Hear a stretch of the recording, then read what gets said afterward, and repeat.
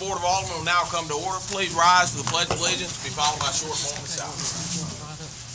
I pledge allegiance to the flag of the United States of America and to the republic for which it stands, one nation, under God, indivisible, with liberty and justice for all.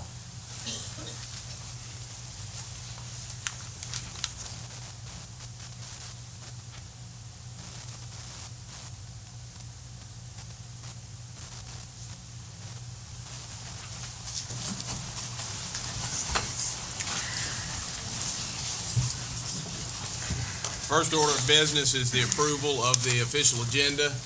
Are there any proposed revisions to the agenda as presented? I have some things I would like to move to the consent agenda, if we could. Okay.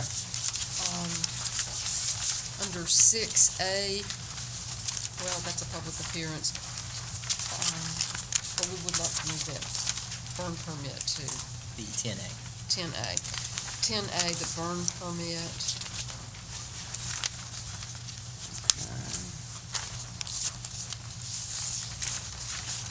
Is there any objection? Any objection to moving item 10A to the consent agenda? All right. 10G, consideration of appointing Alderman Carver to the position of board liaison for the airport board for George M. Bryan Field. Without objection? Any objection? Any objection? All right.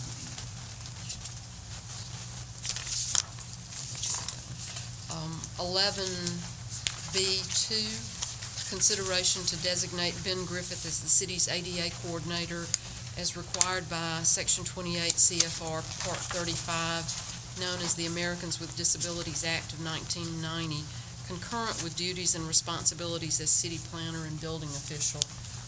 He's taking on some new duties, but there'll be no increase in pay. Any objection to moving item 11B2 to the consent agenda? Any objection? Any objection? All right.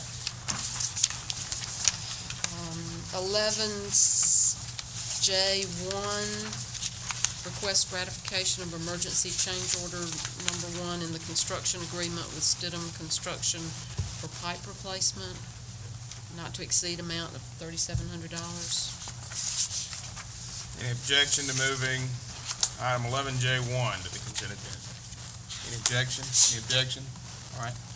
11J2, request approval to purchase water pipe, valves, and fittings from HD Supply Waterworks, the submitter of the lowest quote in the amount of $11,204.16. Any objection to moving item 11J2 to the consent agenda? Any objection? Any objection? All right. 11J3, request approval to advertise for sealed bids for used bulldozer for the landfill. That was something we talked about extensively during the budget work sessions. Any objection to moving item 11J3 to the consent agenda? Any objection? Any objection? All right. That's all from me. All right. Are there any further proposed revisions to the agenda? Mayor, 10H,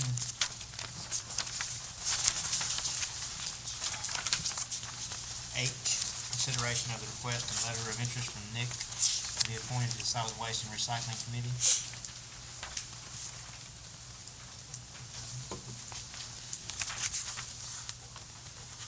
All right. Any objection to moving item 10H to the consent agenda? Any objection? Any objection? All right. Any further proposed revision? Further proposed revision? Are there any further proposed revisions? Seeing none, a motion to approve the agenda as revised is in order. I move we approve the agenda as revised. Motion has been made by Alderman Sistrunk to approve the agenda as revised. Do I hear a second? Second. Motion has been made and seconded by Alderman Corey. All those in favor, please signify by saying aye. Aye. All those opposed, please signify by saying nay. This measure clearly passes. Is there any objection to the approval of the consent agenda? Any objection? Any objection? Seeing none, the consent agenda is adopted. All right, there are no minutes up for approval tonight. And And I have no comments. Are there any comments from the board? Mr. Mayor, Alderman Perkins. Mr. Mayor, let me just briefly say a few things, and my comments are prompted after I read the headline story in the Starkville News this morning. This board, being the current board and previous boards, has worked very carefully to avoid increasing the city's ad valorem taxes. There are a lot of demand for city dollars, but yet we are squeaking by. Up for consideration tonight is the city's budget. There is no ad valorem tax increase for the city. There is no pay increase for the mayor. There is no pay increase for the alderman. The way that this board has worked in the past, since I have been on the board since July of 1993, is that we have never increased the compensation for any sitting mayor or member of the Board of Aldermen. Any increase was made by a board to be effective for the next mayor and Board of Aldermen. We have been doing a great job in holding the line with no new taxes, and in light of that, in reading today's paper, it is reported that the County Board of Supervisors increased millage by 5.14 mills. And I think that is very awful and poor fiscal responsibility. This is a very tough economy. The times are tough. In my ward, I'm sure it's many others, but I speak for myself, there are senior citizens who are scuffling to make it, people on fixed incomes, and they just cannot afford all these additional costs of living. Not only that, but what really stepped on my nerve even more was when I saw that it was reported that the County Board of Supervisors not only passed a tax increase, but yet they passed a resolution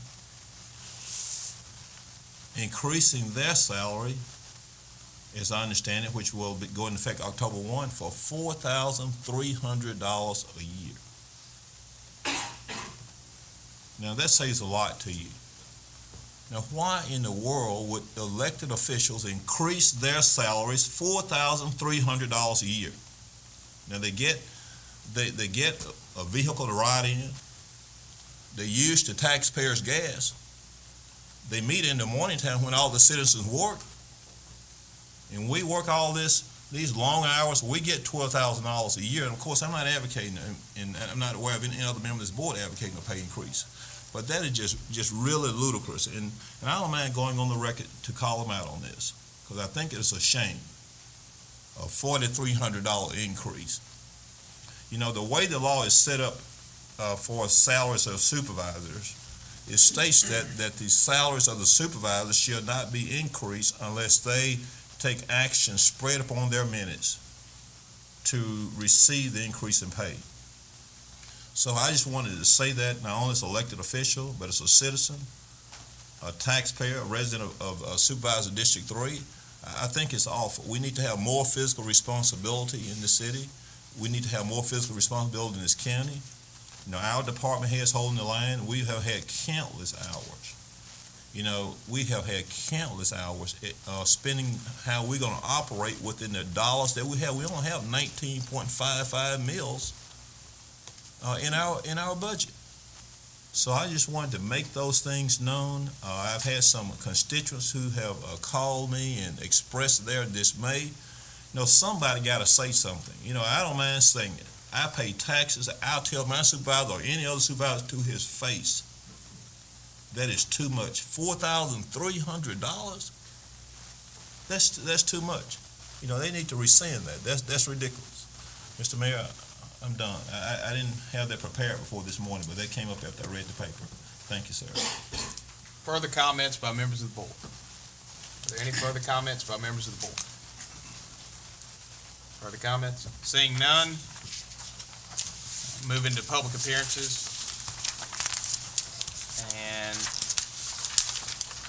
it's not specifically spoken to, but without objection, I am going to consider the first presentation that was scheduled for the burn permit, since it was moved to consent, a moot point. Is there any objection to moving through that item? Any objection?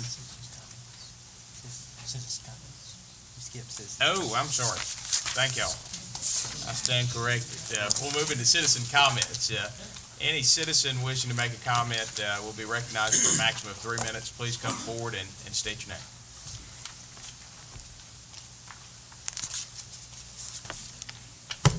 Good evening to the mayor and board, Vice Mayor Citron, Alderman Vaughn.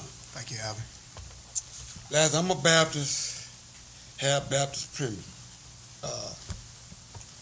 And 49 years old, hoping to see 50 in 2 months. People look for us to stand and be with a backbone. The citizens is getting tired of cat and mouse. Letting we need to be where we told the citizens that we would be. Letting we hope that the three our senior, our aldermen do not turn their back on us. Our Alderman Sitram, our Alderman Perkins, Alderman Vaughn. We hope that y'all don't turn your back on us. The other aldermen, we hope that hopefully 6 months from now that we be ready to take care of the needs of staff. Thank you, Mr. Turner. Further citizen comments? Myla Burnham from Ward 2. Tonight you all are going to vote on a proposed municipal budget for 2009-2010, a budget for which the public has very little information. The budget was not presented to the public before the public hearing. In fact, I understand that the budget was not even on the city's website prior to the public hearing on September 1st. I've spent considerable hours looking for the budget on the city's website and still have not found the proposed budget. I would hope that in the future, that before you all vote on a proposed city budget, that before you call for a public hearing, that there be a presentation to the public so they'll know what's in the city budget, what the projected revenues are and what the projected expenditures are. To me, that was not available. It may be on there now, I've been assured that it was, but it was not prior to the public hearing, and tonight is not a night for public hearing on the budget. This has been the only avenue for approach for me to make a comment, and I still haven't seen the budget. So I hope in the future that we'll have the budget presented to us before the public hearing. Thank you. Thank you, Mr. Burnham. Further citizens' comments? Are there any further citizen comments? Further citizen comments? Seeing none, we'll now move to public appearances. And I don't believe I had an objection to moving through the first public appearance. Any objection? Seeing none, we'll move to the second public appearance scheduled, and that is a presentation by Clayton Richardson regarding requirements for development on Stark Road. Mr. Richardson. Thank you for allowing us to come. I'm Clayton Richardson. This is my son, Bo, and we are owners of BCR Investments, and we own a lot on Stark Road and Clements Avenue, and we have a building permit, and as soon as it dries up, we want to start building there. Why we're here is that at the DRC review meeting, we were informed that we had to put a sidewalk along Stark Road and along Clements Road. That is a fairly new ordinance that was passed by the previous board. We don't read that ordinance to apply to us, and we have, I think maybe we've gotten something a little out of whack here. I didn't know till we got here that we also had to be on your board business in order for you to vote on this. So we had come with copies of the ordinance to give you, which we'll be happy to do. And and a little layout showing the sidewalk.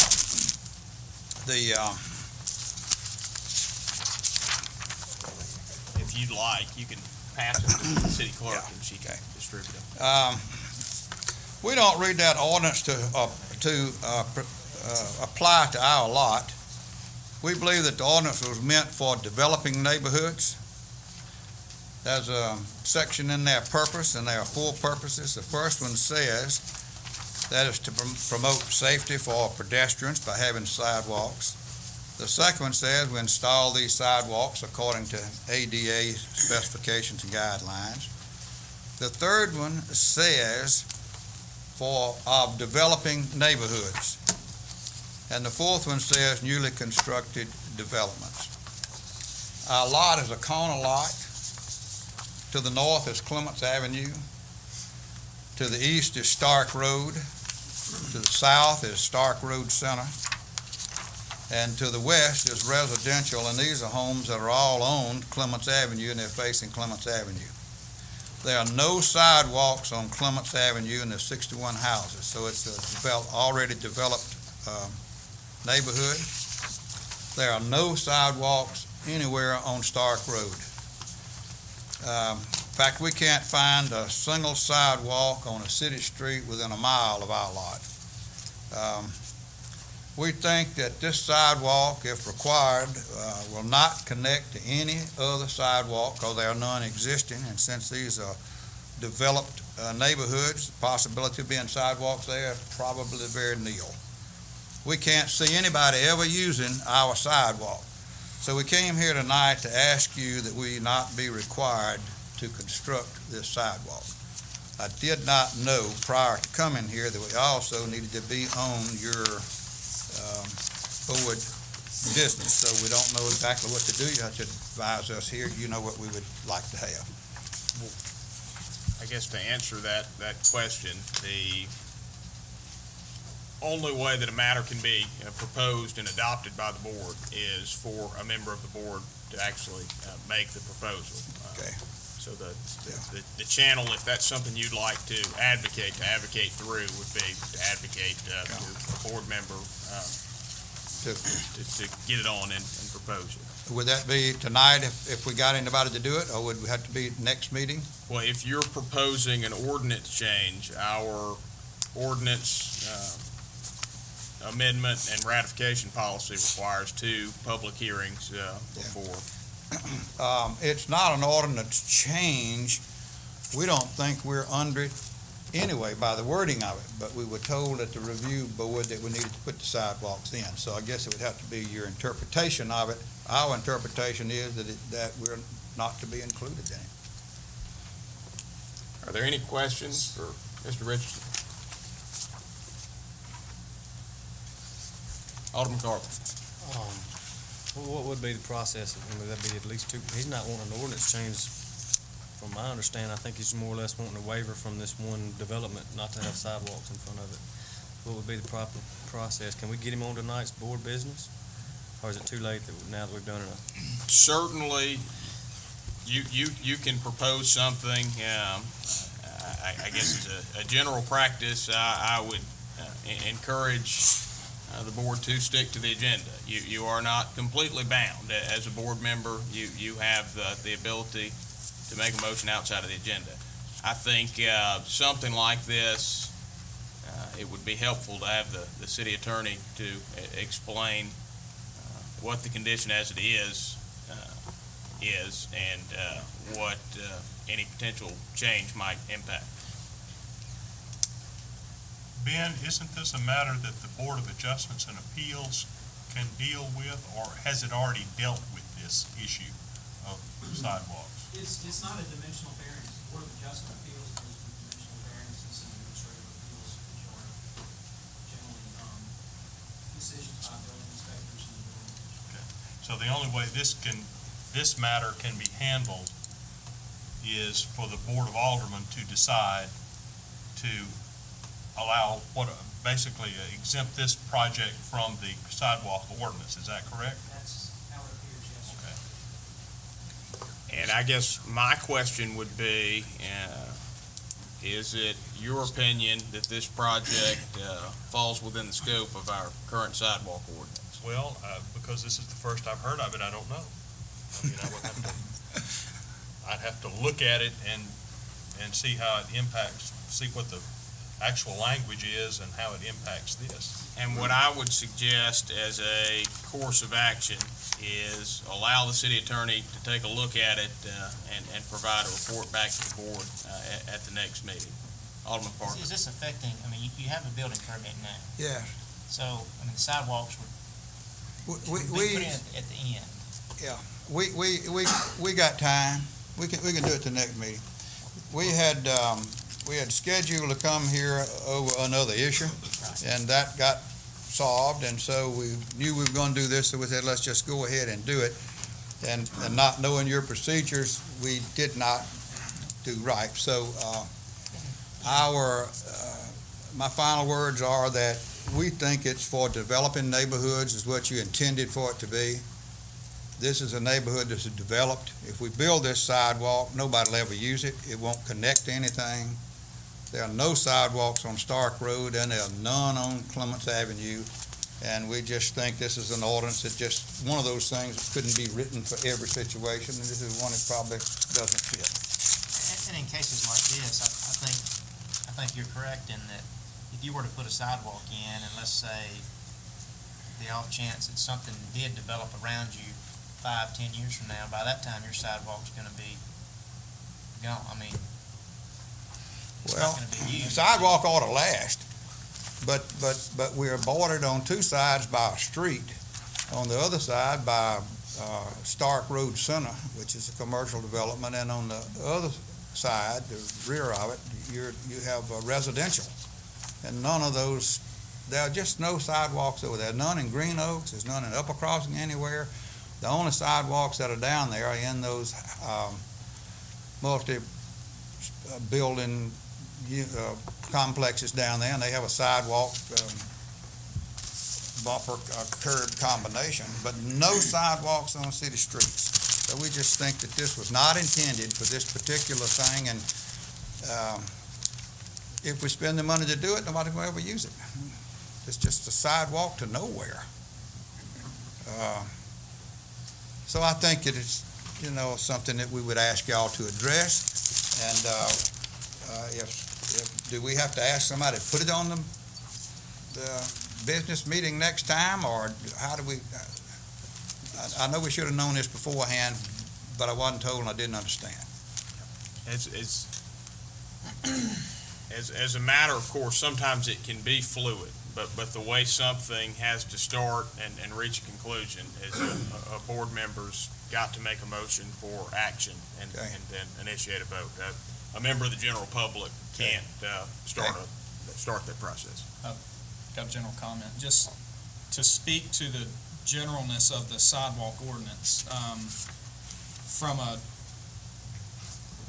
I think we need to be careful in looking at the time frame in which we sequence these things from the standpoint of, yes, we're talking about a sidewalk that won't be used now, but in the long term, being sure to have the infrastructure in place so that as Stark Road, I know it's developed now, but over time as things change, Rick's Furniture or other things change, they will then be required to install sidewalks. And so over time, we have the infrastructure developed through time.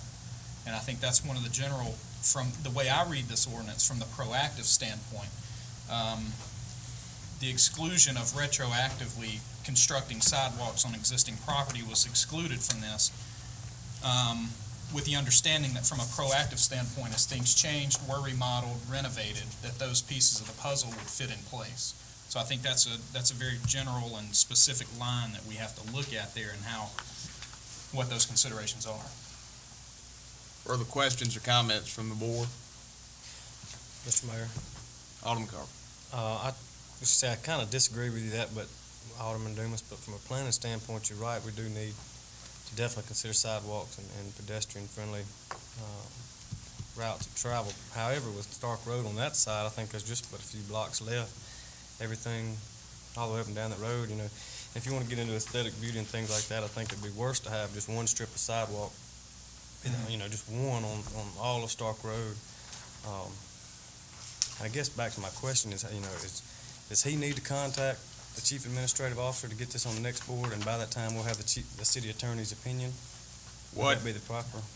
What I would suggest doing is, the city attorney is going to follow up on this, and it will be noted, and something that I'll go ahead and place on the agenda to have a report on that, and see where that takes us after that.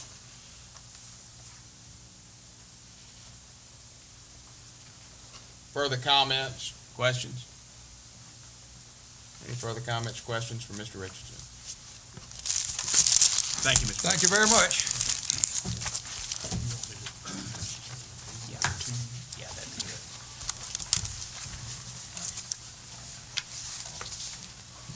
All right, the next presentation is by Holland Cox of Springer Engineering on the Reed Road widening project. And just as a reminder, the policy on public appearances is for a maximum of 10 minutes. I don't always repeat that, but it's good to repeat it from time to time.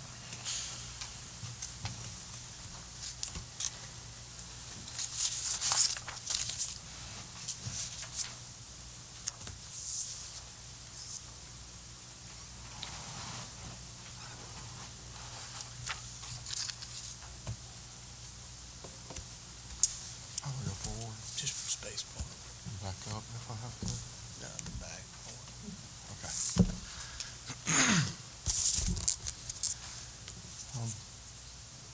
Good evening, Mayor and Board of Aldermen. My name is Holland Cox. I'm with Spring Engineering, and I'm here to discuss the Reed Road improvements. The section that we're discussing is from Highway 182 to Hospital Road. It's about 9/10 of a mile. The first alternate that I have is widening the lanes from 11 to 12 feet, adding a 5-foot shoulder to both sides of the road, replacing the undersized cross drains that we have on the road. The intersection of Reed Road and West Side Street, we need to improve by adding a turn lane onto West Side and overlaying striping from Highway 82 to Hospital Road. The cost estimate for that is $435,000. And this just shows a typical section with your 12-foot lanes and 5-foot shoulders and a 2-foot overlay. Now, this is the current intersection of Reed Road and West Side. You're looking north. West Side is on your right, and the Carrington Nursing Home is on your left. What's proposed in this area is to widen the road so the southbound traffic of Reed Road will be able to have a turn lane on the west side street. This should help with traffic flow and help with the safety of that intersection.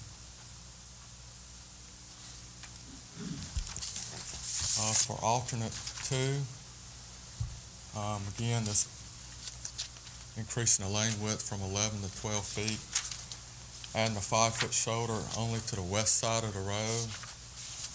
The east side will have a curb and gutter, and you'll also have a 5-foot sidewalk on the east side of the road. You're replacing the undersized cross drains, improving the intersection of West Side and Reed Road, and overlaying striping. This would be approximately $675,000. This is just a typical section that you would have with your lanes, and you'd also have a 3.5-foot grass area from the back of the curve to the sidewalk.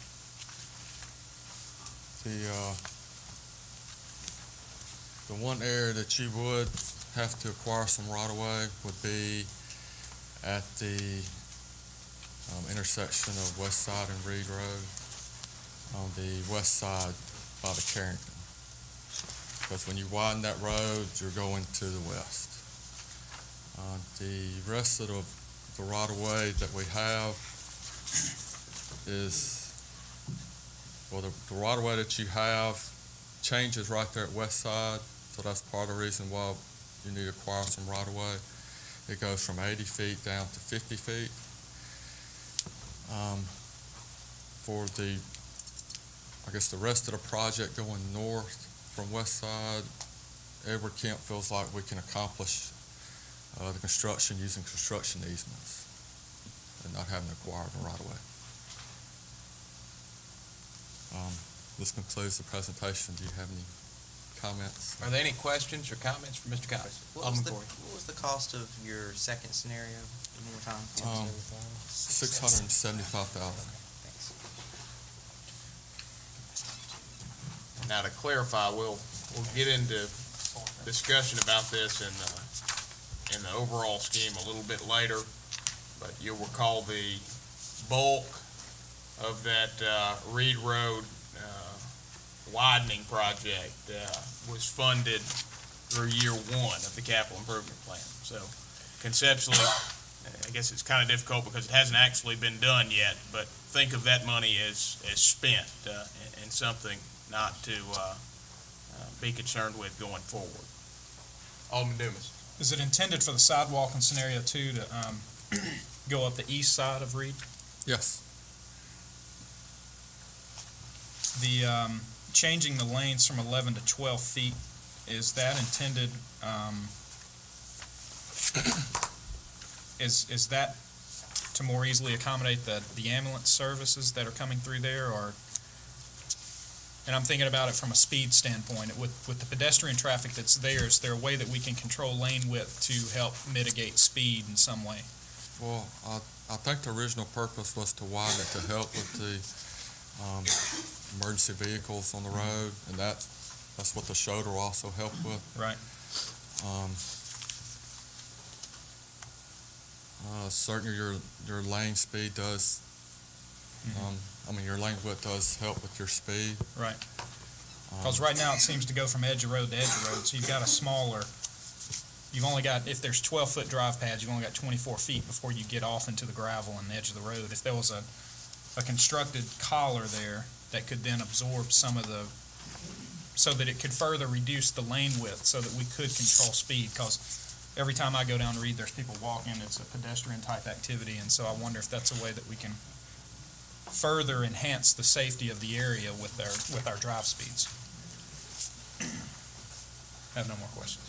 One option on that is you can simply come in from the edge of pavement, put your stripe there, and still have that usable asphalt, but when you're going down the street, you do feel that 11 feet, but you really have the 12. No, and I'm not advocating, I have been in an ambulance going down that road, and I know the severity of it, so if there was a way that we could accommodate it so that the ambulances could do it safely, but at the same time, for more everyday activities, help control speed so that it is a safer type of environment. Alderman Sistrum. You proposed the 5-foot sidewalk with the grassy area separating it. I think that's a great idea. Did you give any thought to making it a multi-use path, something that would accommodate bikes as well as just a sidewalk? This is one where I guess the two proposals are not unrelated, but he was tasked with this before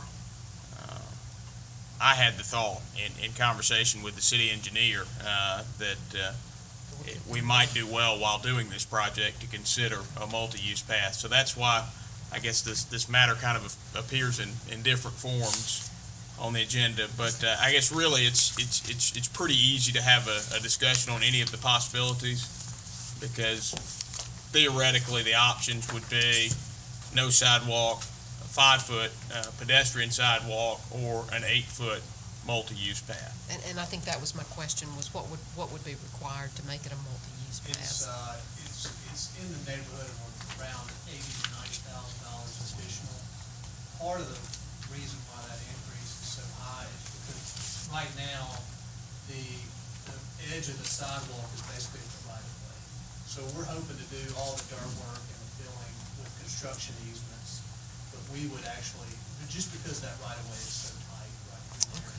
So we would actually have to go out and acquire that additional right of way as well as that additional concrete. So somewhere in the neighborhood of $80,000 to $90,000. You'll see that as an option over the other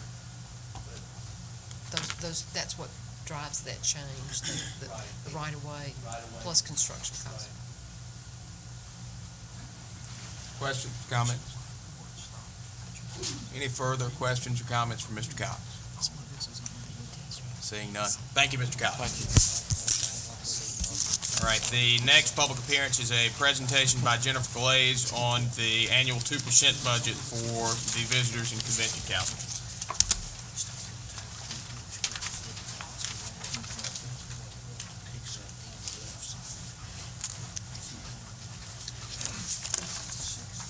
Good evening. You should in your packets have a copy of the proposed budget for the Visitors and Convention Center for this fiscal year. If you have any questions, I'd be happy to answer. But we will be asking for your approval later in the evening since this is taxpayer 2% dollars. Are there any questions for Ms. Glaze based on the BCC budget presented? And from what I understand, my short time on the CVB board, there's no significant changes from what's happened in the That's past. correct. We've shifted a little bit of money around. We took some money from advertising budget and added it to the special events and projects line item, which basically is our sponsorship dollars. The money that we give to events and organizations hosting events that will bring in tourists, we increased that line item for this year while decreasing advertising. So we did not project any increase in revenues at all. Our revenues have been increasing a little bit over the years, but we projected them at the same amount, given the economic situation. So really all we did was just shift some money around to better portray our spending habits. Further questions or comments? Are there any further questions or comments on the subject of the 2% VCC budget? Seeing none, Ms. Glaze, you're up again. Yes, I am. Next, a public appearance from Ms. Glaze requesting that the city authorize banners throughout the city and authorize the electric department labor for the necessary placement. And this is the continuation of a project that she approached about several weeks back that has grown in scope a little bit. Ms. Glaze, would you like to explain your efforts? Yes, sir. We approached you guys a few weeks ago to ask for Starkville Electric to install 18 light pole banners that were purchased by the athletic department to be installed on Main Street, which you approved, and Starkville Electric installed those. We had an extremely positive response from the community, businesses that were interested in participating and sponsoring banners, and so we've opened this up to the community, and we've now received contributions for an additional, at this point, 39 banners that we would like to place on highways 12, 182, eventually on Russell Street. We think this is a great project for the aesthetics of Starkville. They look great. We've gotten no negative responses, only positive, and the community is funding this project except for the installation. So what we would like to ask Mr. Hadaway and the electric department is to kind of leave this open-ended and install we're purchasing them in increments of 20 banners as we receive contributions. So we just purchased an additional 20. We would like for those to be installed on Highway 12, but we hope to receive contributions for more. Ideally, we'd like for Highways 12, 182, and Russell Street to have the light pole banners installed sporadically across the streets. So I would like to leave this somewhat open-ended under possibly Mr. Hadaway's discretion, because we don't know how many we're going to have in the end, because we are receiving contributions and they're still coming in. So that's kind of where we are right now. Are there any questions or comments from Ms. Glaze? Just one real quick. I think it's great. The banners look wonderful at the last game. Have you had a chance to actually speak to Mr. Hadaway about it and make sure there's no problems with I did speak with Mr. Hadaway after we purchased the initial 18 and after the initial 18 were installed. And we did speak with the mayor as well about the possibility of opening this up to the community. We really think it's a good partnership with the city donating the in-kind services of installing the banners, the partnership of soliciting the contributions in the athletic department with their initial contributions is something that we've all been talking about for a long time, all three of those organizations working closely together, and I think this is a good display of that partnership. Alderman Carver? Just one thing, I had a question from your first presentation. I also think it's a good idea, but what is the time frame on getting these banners down after football season, and then will Mr. Hadaway's crews be also responsible for that? We'd actually like to leave them up indefinitely until there are other banners that the city feels like, should be installed. They're not time sensitive. They're not centered around football season. They say, "Welcome to Starkville, home of Mississippi State University." So we feel like that's not a time sensitive message. And the hardware, if the city chooses to take them down, the hardware will remain up there for future banners to be installed. That's kind of part of the initial purchase of the banner. But we feel like it's a good message to stay up until there is something better to put up. So I would not like to signify a time for them to come down. But eventually, if the city chooses to put something up in replace of that, then certainly we would ask that they be taken down by Starkville Electric as well. Also, the quality of the banners, I'll just add real quick, is very high. If you notice the ones on Mississippi State's campus, these are the same exact banners, the same company, the same quality, and most of them have been up for about 3 years, but several of them have been up for as long as 5 years, and they still look great. We invested in a high quality banner so that they wouldn't weather and we wouldn't have to remove them due to fading and things of that nature. Further questions and comments? Are there any further questions or comments? Seeing none. Thank you, Ms. Clay. Thank you. Next public appearance is by Mary Hampton Morrison, requesting permission to hold a banner competition and a waiver from the banner permit fee application requirement.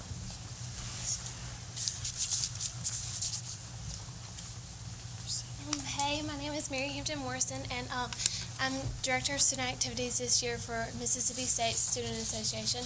So this means I'm planning homecoming, and one thing that was automatically one of my goals upon getting this position was making the city of Starkville more involved in homecoming week. There's no mistake that it's homecoming week on campus, and we wanted this to translate into the city as well. And I think that the city of Starkville would love the opportunity to get involved, but they just we haven't given them the chance.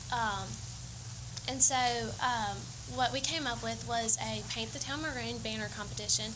It's the first ever, so we're still working out some kinks, but I'm here to request permission to waive the banner permit fee so that these companies that haven't purchased one of the sign codes can participate. It would be from Monday, October 5th at 10 a.m. through Monday, October 12th at 10 a.m. So 7 days. That covers all of homecoming week and the weekend. So. Are there any questions or comments? Any questions or comments?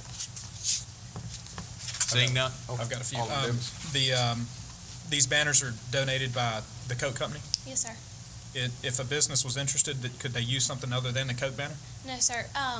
There's two reasons why we did that route. Was I actually met with Jennifer Glaze early this summer. She had my position when she was in college, and so we're trying to make it as easy as possible on these companies.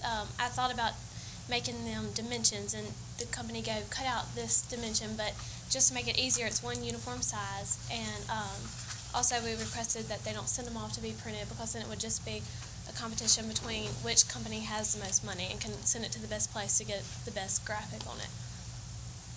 So, did that answer your question? Further questions, comments?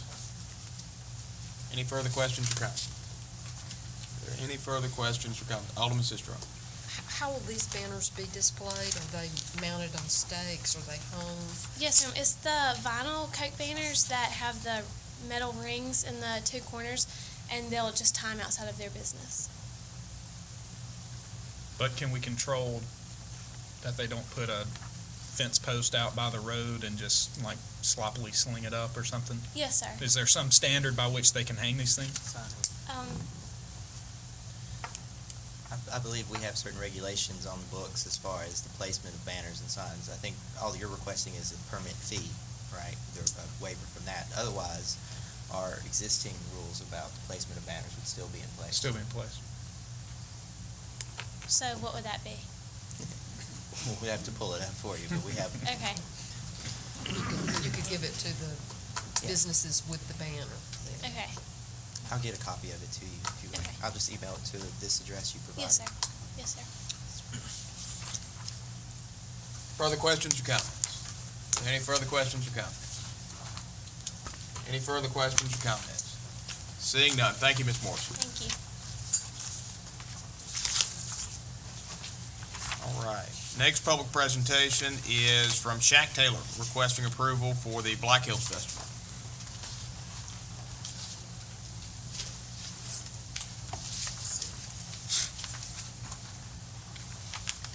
Good afternoon.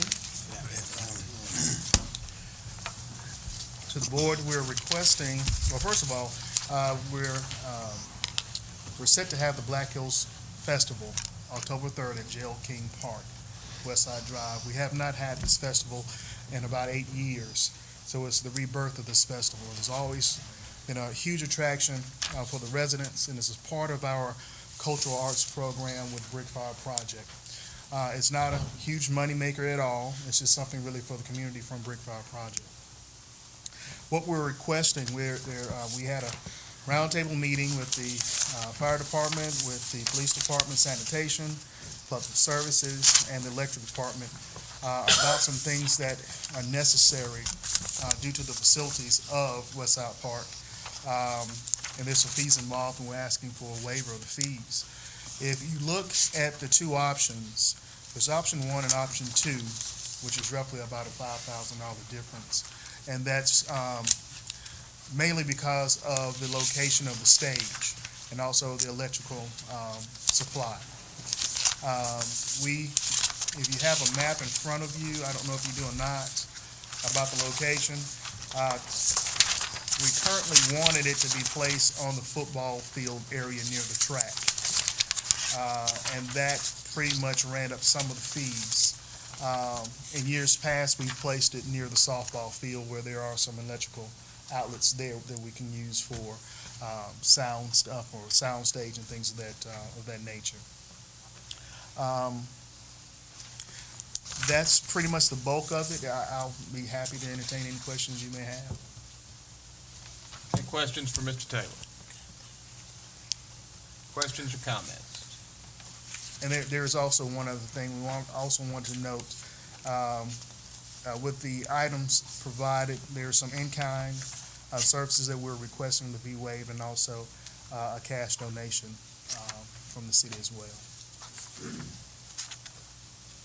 Questions for Mr. Taylor? Questions or comments? So the only difference in option 1 and 2 is that the option 2 includes the cost of running electrical service to the football field. Exactly. And there's no electrical service at the football field now? There is, but it's not equipped to handle the power supply. Oh, okay. Right. And to be honest, I'm pretty sure that Parks and Recs at some point in time will increase that outage, and it may be an expense that may be worthwhile for the future. So maybe not be used for a one-time deal, but something that could be long-term. Further questions or comments? Alderman Carver. This cash donation, is it necessary just for operation of the event? Well, yes, what we wanted was to purchase the medals and the prizes and to pay for insurance and all the other stuff that we need to do, and some entertainment. Will y'all also be requesting donations from other? We already have donation from the Mississippi Arts Commission and the Starkville Arts Council. Further questions or comments? I got one, Mr. Mayor. This happened in Ward 7, and thank y'all for putting this back on. Like you said, it's been 9 years, and it drew a lot of attention and drew a lot of crowds and a lot of people, and it's a non-profit organization that's putting this on, and I thank you so much for restarting this back all up again. Thank you, sir. Further questions or comments? Are there any further questions or comments? Any further questions or comments? If I Mr. could Tate. make one other comment. Some of the presenters before may have missed this point, but you all are welcome to attend. Please attend. Please It's a family event, and it's, I give you the beginning of it. The beginning is a drum call, where we wake up everybody in the neighborhood. Then we have a community prayer for unity, and then Native American friendship circle, and then it opens to the children. We have a magic show, horseback ride, drummers, skits, and that goes on for the kids, and then a wonderful gospel choir, and of course then reggae, blues, and jazz. So y'all come out. Sounds But like we a really great need event. a permit. Okay. And thank y'all so much Thank for doing it.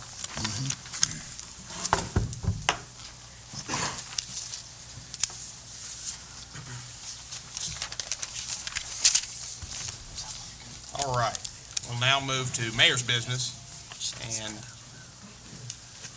Edward is going to. The passage of time. We have shared your joy at the birth of your children, and proudly we have watched them grow. We've taken care of your health care needs during the good times and the not so good. Your parents and grandparents have depended upon us. Together we have shared the struggles and the wonders of life. At Oktibbeha County Hospital, we are celebrating 30 years of being your lifelong choice in health care.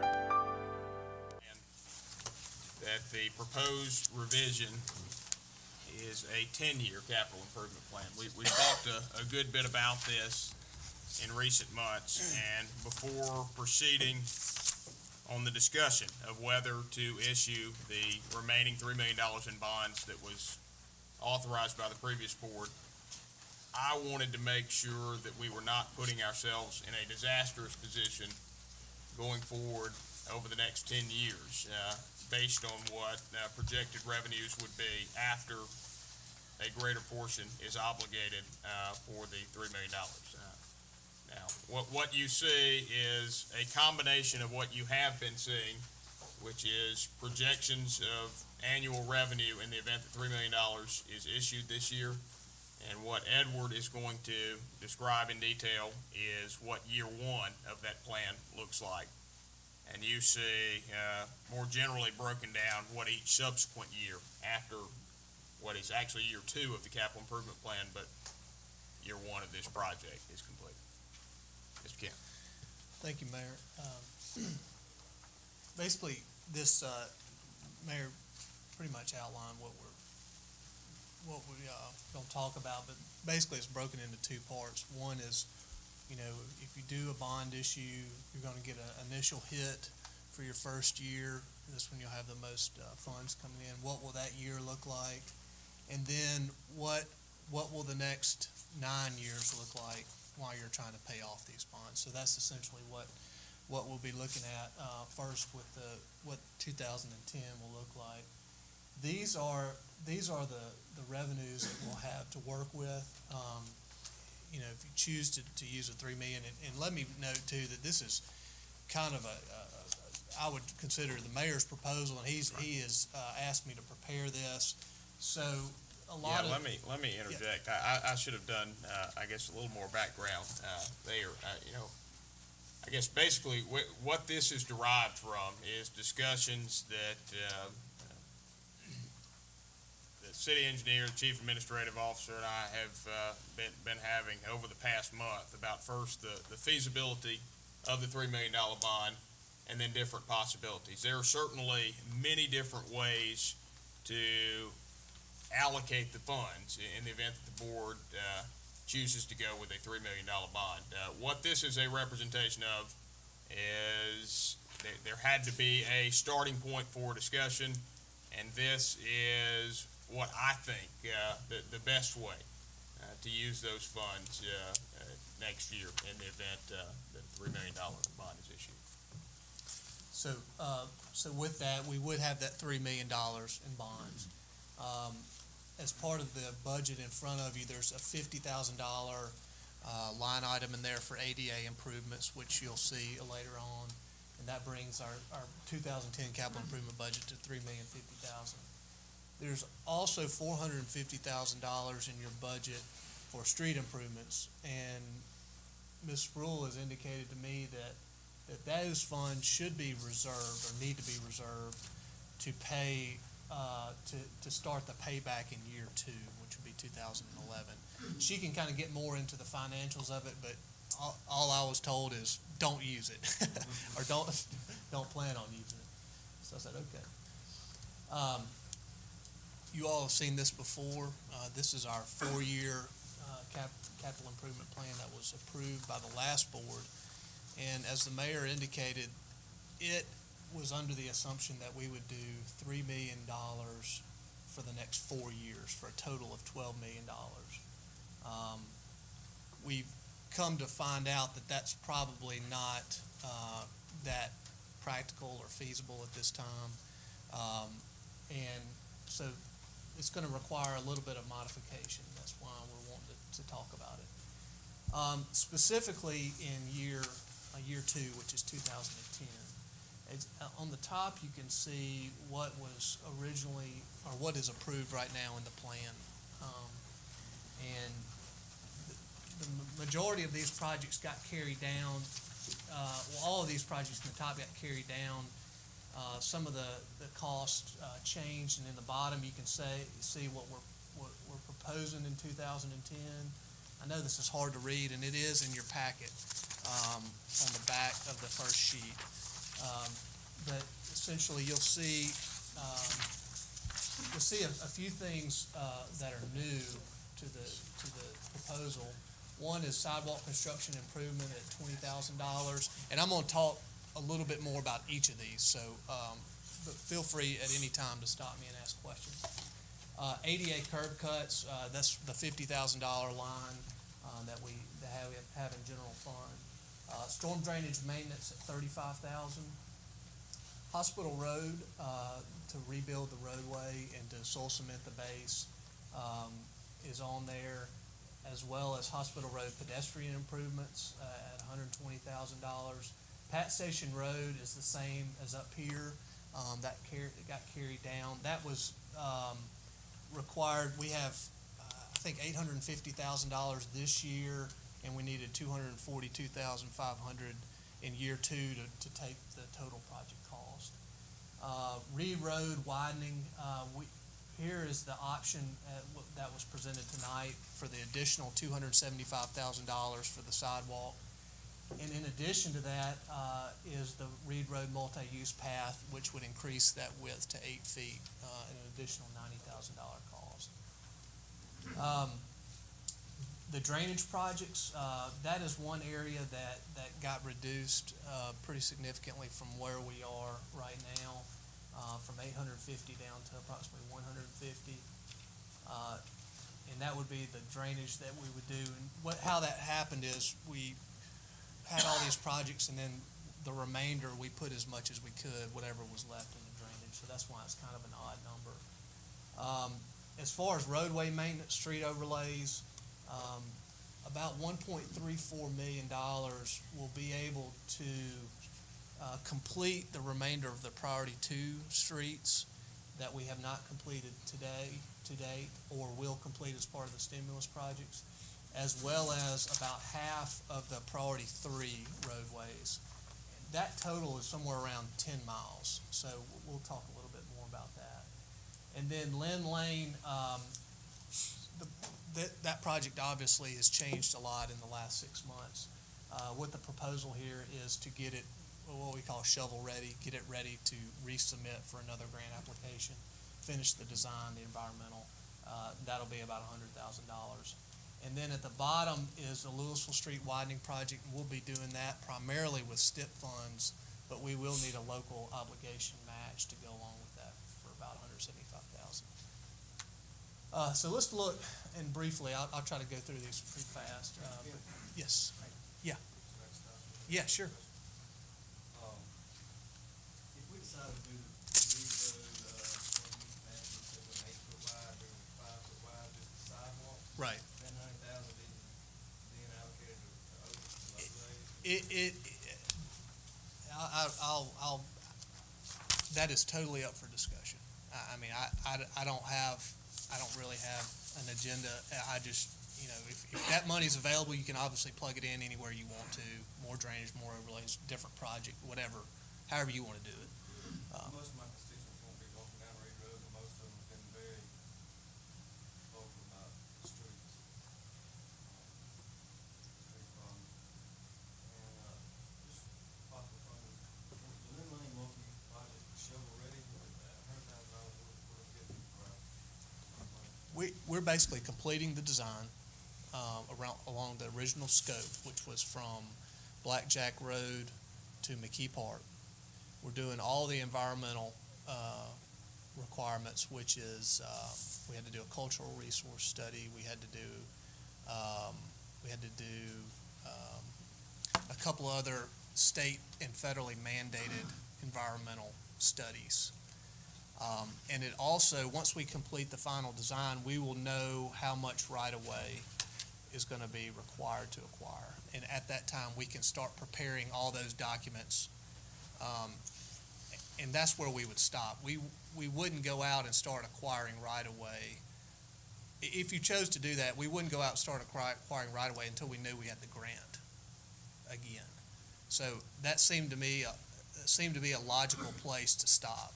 If this project is a priority and you want to continue with it and reapply next time, this is going to make the grant application look much more attractive. If you can say that we're halfway there, essentially. And essentially, we're at a crossroads on that project, because as you see what revenue looks like in the life after the bond issue, it becomes increasingly difficult to find $100,000 for the prep work on that project. So it's not an exaggeration to view that as an almost necessary step for the continuation of that project. If I could add to that as well, if you do get it shovel ready, as this is defined, you would have to do basically two things before we could advertise for bids. We would have to acquire right-of-way, and we would have to relocate utilities. Those are going to be, we don't know how much that's going to cost at this time, but those will be more expensive than the initial upfront design and the upfront work. So we would stop before we get to the big ticket items. Alderman Corey. Just to follow Yeah. along with that too, we have already spent some funds within this past year budgeted towards getting to this point with the Lynn Lane project, and then this would complete that work. Right. And if I'm not mistaken, would then count towards our match when we receive the grant. I won't say it will, it should. They won't make that determination until the end, unfortunately. But if you follow all the rules and the regulations, they should honor that investment.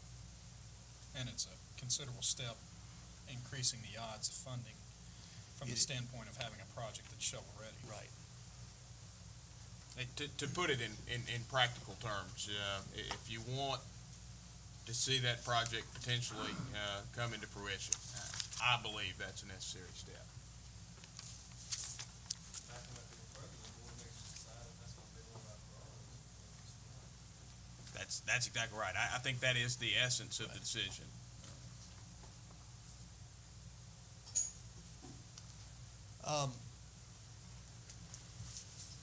The sidewalk construction improvements in the three items that you'll see at the top here will be a constant theme throughout years 1 through 10.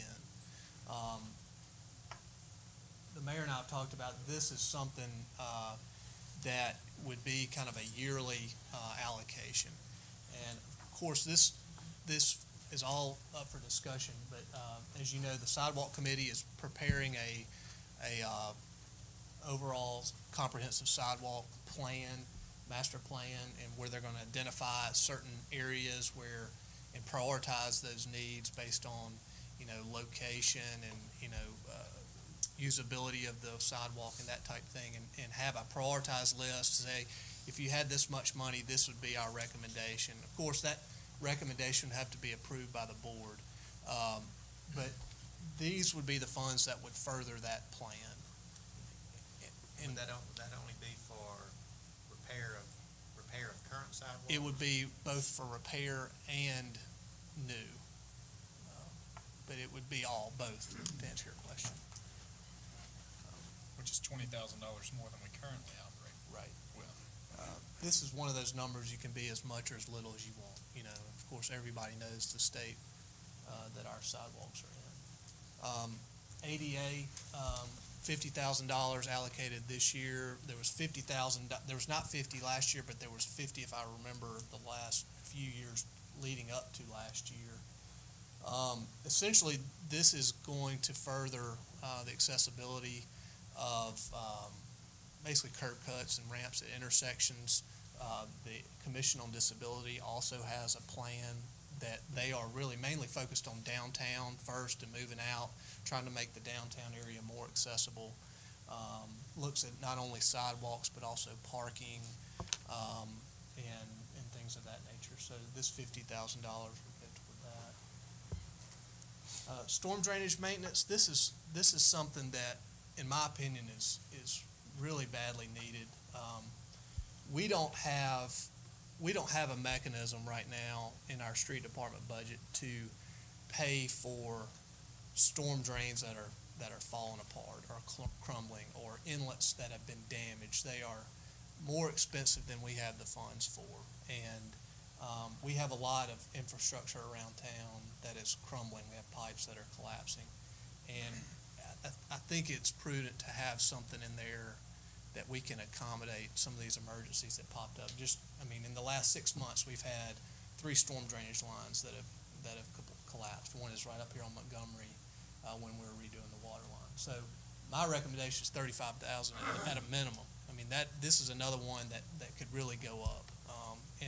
And if we don't start to do some type of improvements, we're really going to get hit hard down the road. So these 3 you'll kind of see as a rolling thing. Hospital road rebuild, as I mentioned, was to be a soil cement roadway base. This road, I'm not exactly sure the history of it and how it was originally designed and constructed, but we've done some testing on it, and it is inadequate. The proposal is to, like I said, soil cement the base, to overlay it and stripe it. And this road, if you've ever ridden down it, when most of you had, you'll recognize this is a very wide street. It's probably one of our widest streets in town, especially being a non-highway street, and it's actually 44 feet width. The intent here is, after we overlay it, to stripe it to accommodate 2 12-foot lanes and have, which would allow 10-foot multi-use paths on the outsides. Of course, as we talked about earlier, this will serve as a traffic calming, but also another transportation alternative than just vehicles, and would also link up to Reed Road as well. So this is $451,000. The Hospital Road pedestrian improvements is a new project. And let me mention too, the Hospital Road rebuild was on the 4-year plan, but it was just, it was on the plan, it was just further down. This is a project that is new, and the mayor has, this is one of his ideas, and it makes sense because just to the east, if you look from a pedestrian connectivity, we'll get into that, but let me talk a little bit about the specifics of this project. What you see in red is what the hospital, we met with the hospital last Friday and their administration. And their administration is very supportive of this idea. Essentially, it's a share between the city of Starkville doing some work and the hospital doing some work. Everything in green, the city would fund, and everything in red, the hospital would fund. In addition to just sidewalks on the north side of the street, we also need to do a little bit of roadway improvement on the east end of Hospital Road, because there's currently no curb and gutter or storm drainage, and in order to put a sidewalk behind it, we'll have to do some work on the north side of the street. So that's about $120,000 for this pedestrian improvement. And if you look at it from a regional standpoint, this is kind of what it looks like. Got a pointer here somewhere. What you've got is, the purple on the top left is Hospital Road rebuild, which is proposed to have a multi-use path. Where that is? Oh, it's right here, I'm sorry. This is the Hospital Road rebuild, which we just talked about. This is Reed Road, which Holland presented on earlier. And then this is the Hospital Road pedestrian project. Everything in blue is existing. This is, of course, is downtown. And then in addition to that, we have a project that's ongoing right now, the Safe Routes to School, which will eventually make a connection up to the Rolling Hills area and through Long Street and down to the school here. So if you look at it from a regional standpoint, that's kind of how it fits into the puzzle. Yes. Has there been any thought given to the fact that the hospital improvements that this will take place in someone, Dave Loftus, a good point, we have to do all this road work and have the heavy equipment come in after we've done this work or coincide with our road work and then tear the roads up and just patch and repair and then be in the same predicament 2 years down Yeah. the road and wear and tear. Do you know any kind of time frame on hospital construction completion? We've met with them, and I think they're probably wrapping up their design. I don't know this, but I would think they're getting pretty close. When we met with them, they were getting a little bit closer. I haven't talked to them specifically, but I would assume that it's going to happen pretty soon.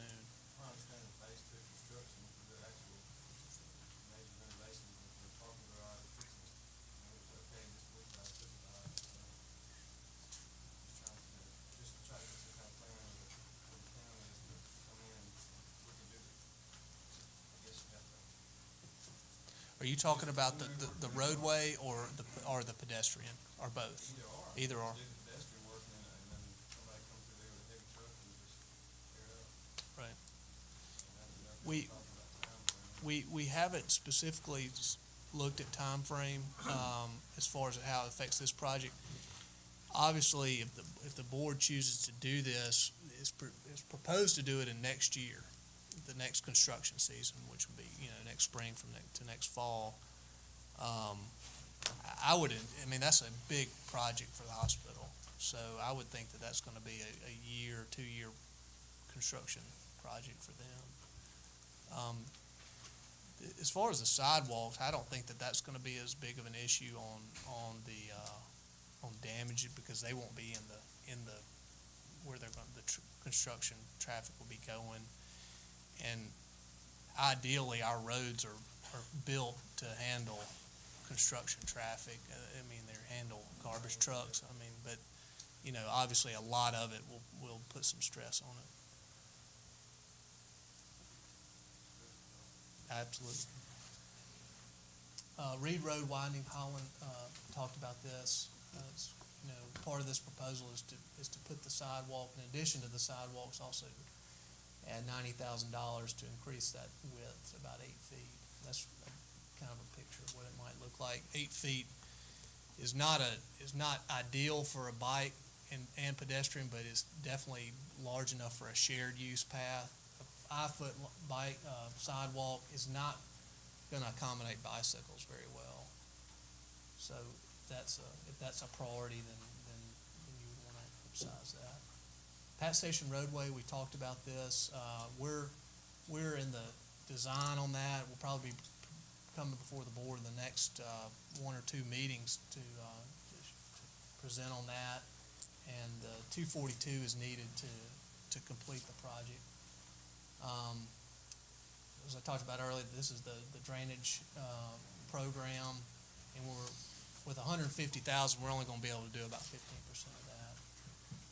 The overlay maintenance, again, priority 2 is about 3.2, and then we have a total of around 13.5 miles for priority 3, and we'd be able to do about half of those for $1.3 million. Lynn Lane, again, we talked about that. And then the Louisville Street widening, this is something that we will need to move on pretty fast, because if we don't obligate some STIP funds next year, we will lose them. So this is something that, again, the last board wanted to do, and the wheels have been set in motion. Obviously, we can change it, but it's proposed to to widen this to 3-lane section. We obviously can upsize that as well and add a sidewalk. I would probably recommend doing it on the east side here, just because of the grade change, but that's something that the STIP funding would help pay for as well. It's an 80-20 match, but by the time all of the costs that we have to incur, it's really up closer to $30,000. So you're getting a $650,000 to $700,000 project for $175,000. So let's talk about what the following 9 years would look like. Ms. Brule prepared a financial statement of what the revenues would look like. Years 1 through 11 or 10. And this is what we can anticipate using for capital improvement projects. Obviously the year 2 is the most lean at $600,000, and it continues to go up or stabilize until about 1.25 the last year. This again is totally up for discussion. I just put something together so you would have a snapshot of what it might look like. Obviously, all of these are up for discussion or change. But again, the 3 things up at the top that we talked about that they will roll every year. In addition to that, we're not guaranteed to get STIP funds every year. I think we've gotten them every year in the last 5 to 6 years, except for 1 year, and those range anywhere from $300,000 to $400,000. It just depends on what federal highways will hand down. I think we need to plan on providing that match every year, so we can keep those projects going. It's a good investment. I mean, you're getting 80% back on your investment. So just off the top, you're taking off $210,000. So from whatever's left, this is just an example of how you could allocate the rest of it. 65 for overlays, 20% for drainage, and then of all the roads left that we need to rebuild the base, you could knock those out to 15%. So this is kind of what those years look like, and this chart is kind of just summed up in one chart, but it's a little more clearly laid out on this 10-year plan. Essentially what I did was took all these. What I think it is interesting to note is look at the total mileage that we're going to be able to do. I mean, that's what a lot like Alderman Carver said, a lot of people ask about roads, and that is a big thing. We're going to be doing close to 10 miles year 1, and then from then on down, we're only going to be doing about 30 miles over the next 9 to 10 years. Doing a total of 40 miles over 10 years. Now, I'll be honest with you, I don't think 4 miles a year on average it's not a sustainable pace. We're going to wind up being kind of in the same position that we were the year before last.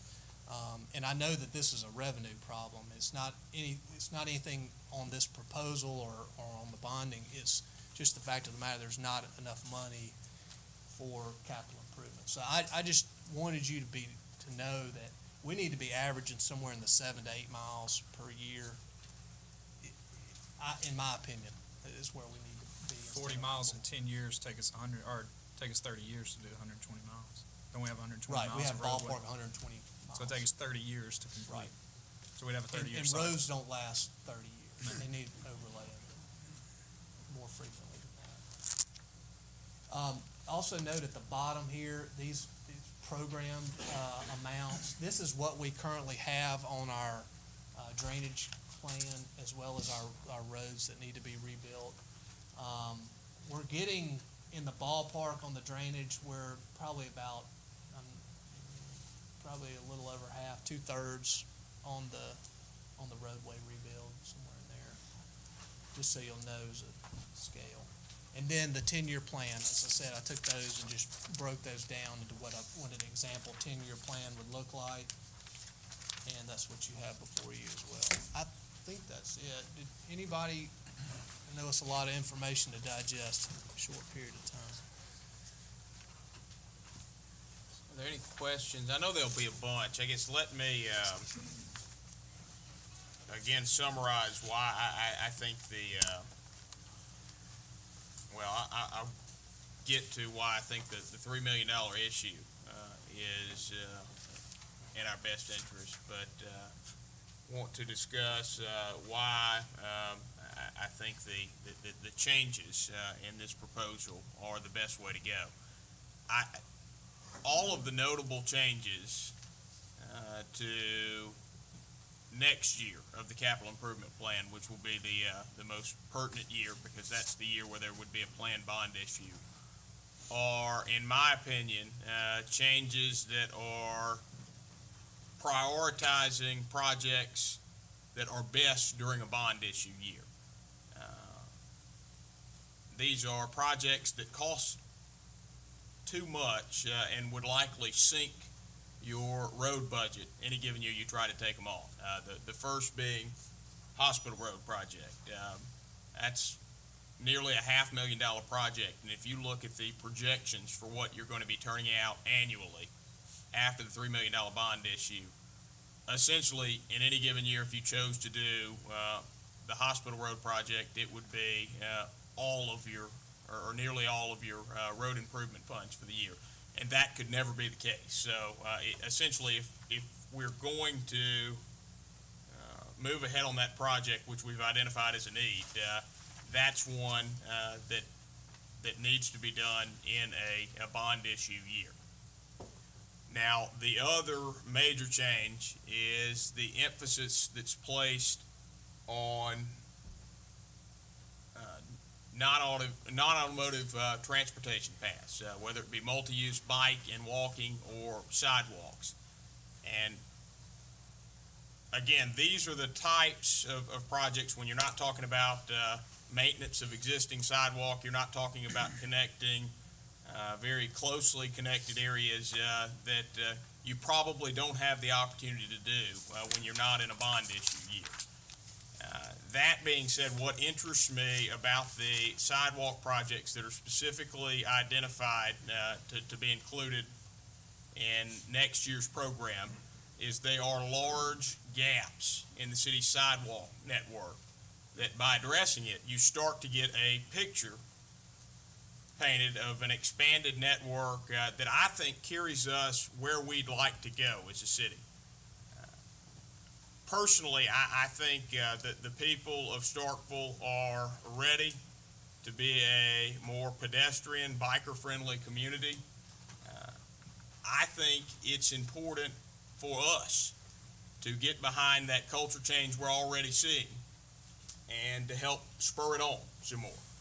And what you start to see comprehensively if we prioritize sidewalk and bike access kind of on the northern edge of the core of the city, which is what this plan does, and then you come in potentially by year 3 or 4 with the ability to have the grant for the Lynn Lane project closing in the southern edge of what you would think of as the core of the city.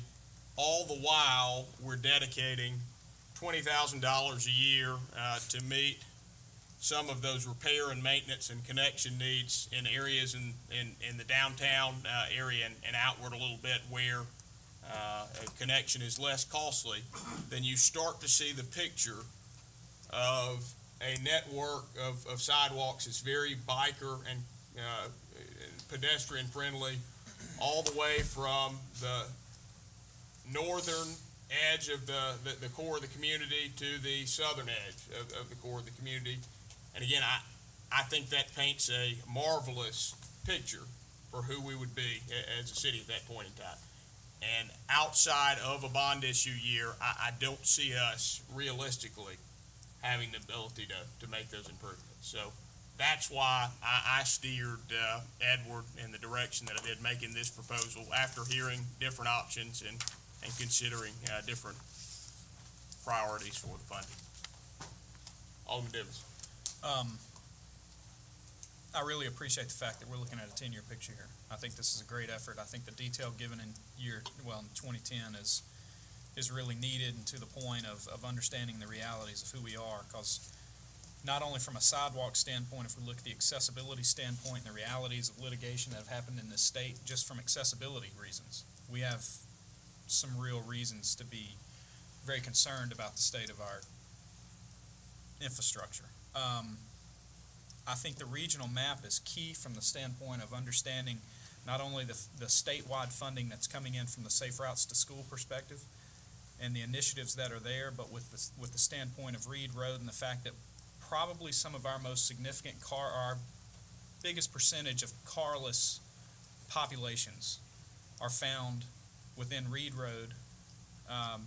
Looking in my own ward with the connections of Plantation Homes and other things that consider some of your more senior populations and the fact that we're linking with wellness and pro activities and other type things, I think it's great. I support it wholeheartedly. Couple of things. The center lane on Hospital Road, you talked about the 44-foot width. Will those 10-foot bike lanes, or multi-use lanes, be within from curb to curb? Those will be on the existing 44-foot paved? Yeah, and let me clarify that. That is from Reed Road to Hiawassee. Okay, because my question was, Yes. what about the center lane and what happens on from Hiawassee to Jackson? A couple things. One is, I'd have to go out and measure, but I think that roadway section is similar to the western section. And I believe that center lane is striped too wide. I mean, I think that it's probably 14 feet or greater. And I think that there's opportunity in the future if you wanted to connect the bike lanes on to Jackson with pretty close within the existing section. What you would have to do in the interim is just have a share of the road or yield to the traffic. Right, which will be the standard setup on Reed Road anyway. It's a share of the road activity. I mean, not on Reed, I'm sorry, on Hospital, from Hiawassee to Reed. Currently or proposed? No, proposed. Yes. That will be yes. share of the road, so we won't be changing from a. Except it'll be a little bit more striped. It'll be more designated. Understand. Yeah. With the monies that you have from drainage, and considering that as far as capital improvements, we run out in 2010 from $151,000 from drainage, and then from that point moving forward, well, you have capital improvement drainage, so 78, roughly $110,000 a year? Yeah, that's, I think that was 20% of your, whatever was left over on that Right. allocation. You would chip away at it, essentially getting down, and let me pull that slide real quick. It's right here. You've got, right now, that plan, the total cost of what's left, we're somewhere in the 1.7 million, and we're getting close to 1.4, if you add up all those years. Right. And again, that comes from that 20%.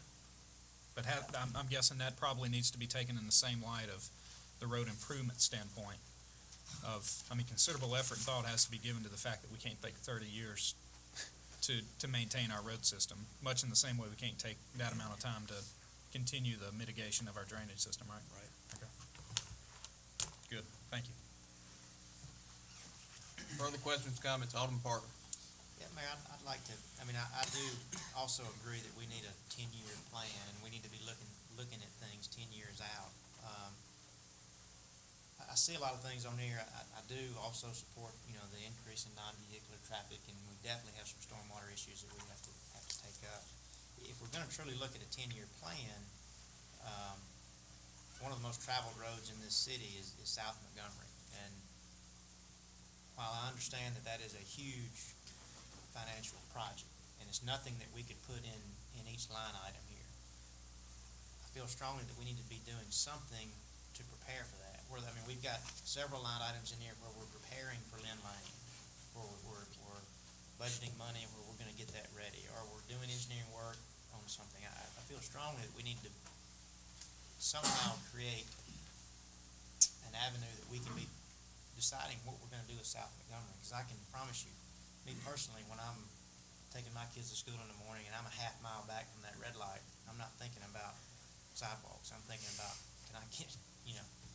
can we increase that traffic count or we need to do something to alleviate that bottleneck where we have there. And I would just encourage us to try to look at some things to start planning now. And I realize that we may not be able to do it for 5, 6, 8 years, but we've got to start planning now, because South Montgomery, in my opinion, has been put, it's such a big project that it is continually put on the back burner, and we've got to start somewhere. I agree wholeheartedly. The time going forward is now to start dealing with that project. I told you in a conversation earlier today, I guess I look at it as a separate issue from all of this, because as it stands, that project doesn't fit into the status quo. We're going to have to do something different, but it should be a priority. It should be a big priority, and we shouldn't ignore it just because of the sheer size of it.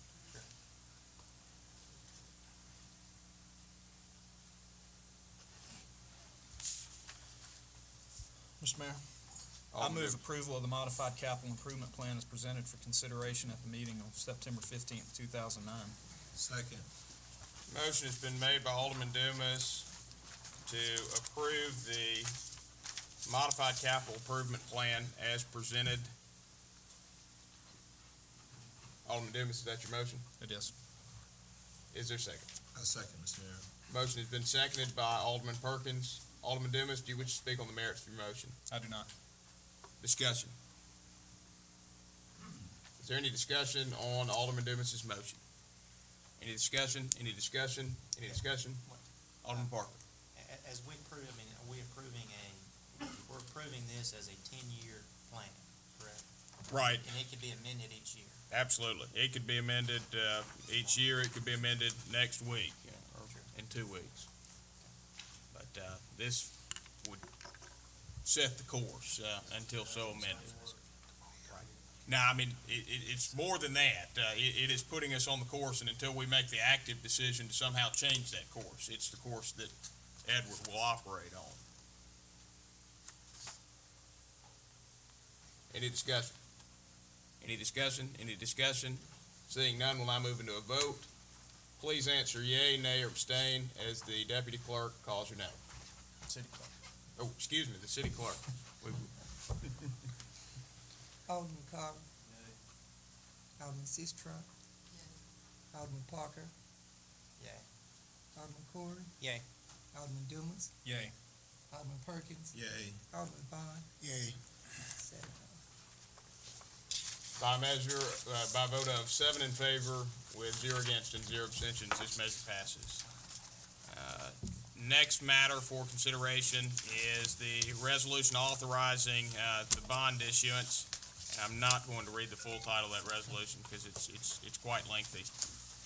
You do have a full copy of the bond resolution. That is the necessary step to get the wheels in motion on the $3 million bond. Discussion.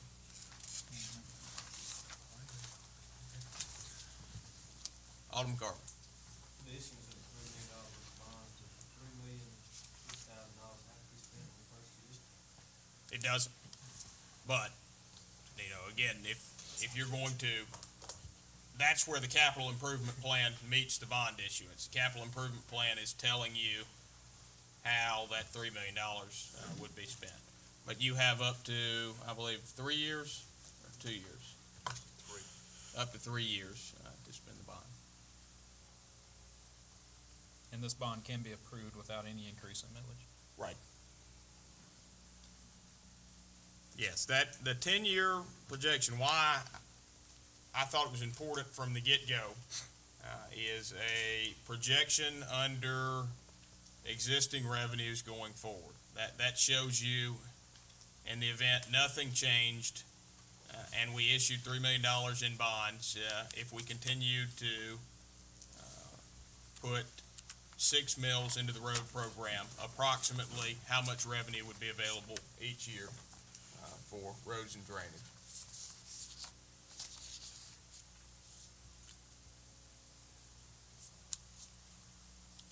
I move that we accept the motion as reduced to writing. Alderman Dumas has moved to approve the resolution as reduced to writing, or has moved to approve the resolution to issue $3 million in bonds as reduced to writing in the packet. Alderman Dumas, is that your motion? That is. Is there a second? Second. Motion has been seconded by Alderman Vaughn. Alderman Dumas, do you wish to speak on the merits of your motion? I do not. Is there any discussion? Any discussion?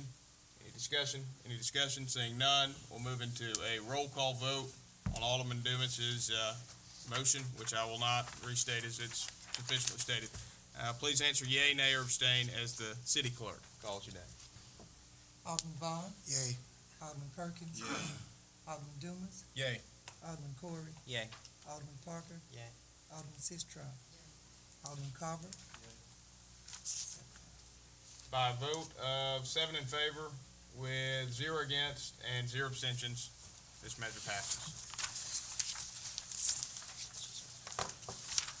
The next matter for consideration is the approval of an architectural firm to provide services for the purpose of achieving certification for the fire station construction as part of the CDBG grant.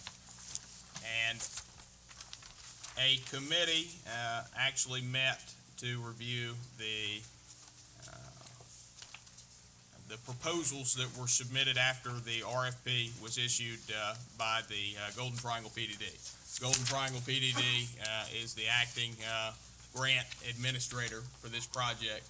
So that then set into motion the wheels on what is a pretty quick turnaround that's necessary to keep the project on track. A committee consisting of the fire chief, the city engineer, and the chief administrative officer met and reviewed the applications based on qualifications, experience, lead capacity, that's qualifications, experience, and lead capacity, and scored each of the applicants to produce a recommendation as to which architect submitting a proposal should get the job. And the firm that scored the highest was JBHM. Additionally, all of the proposals, they are quite voluminous, were made available in the office rather than including very bulky materials in the packet. Is there any discussion?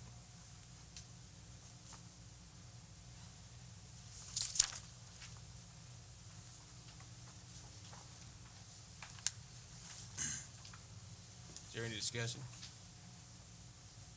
Alderman Carver.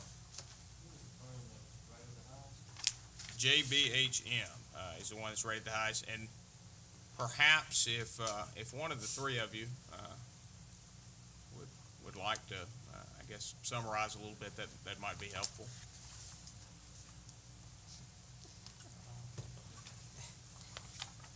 Mr. Mayor, the JBHM was, I actually brought their materials in tonight. We had five groups of architects. This is strictly for the lead aspect of this project. It's not for the architectural design. It is strictly to oversee the lead concept and make sure that we receive that basic lead certification, hopefully silver or something higher, but at minimum, the basic lead certification. And Edward, being the expert, being the lead expert in the city, was obviously part of that, and the fire chief based on the fact that it is going to be his fire station. So, Ms. Benson is also here if there are any questions associated with Golden Triangle, PDD's involvement in this. But in essence, the proposal is, the proposal was the one, JBHM made the proposal. Essentially, what we looked at that created as much as anything of a strong presentation from them is were the number of lead certified professionals that were available to the project. And they had on staff 10 professionals that were lead applicable, and they had 2 personnel themselves that would be on staff for this project. And that they had also done fire stations. So those 2 aspects of it were tipping the balance in favor of them for the most part. They also had a office in Columbus, so they gave them a Golden Triangle aspect. They weren't in Starkville.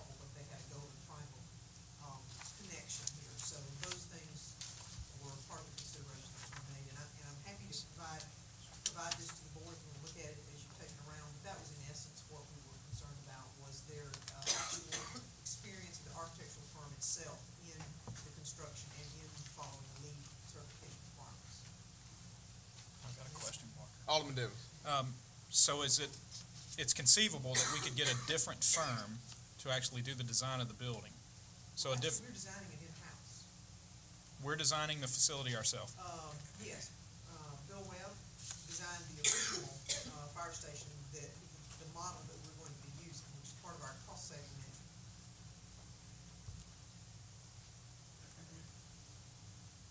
Further discussion? Is there any further discussion? Will Edward or will Bill be the administrator of this contract? Will he be the project manager in essence, or will it be Roger?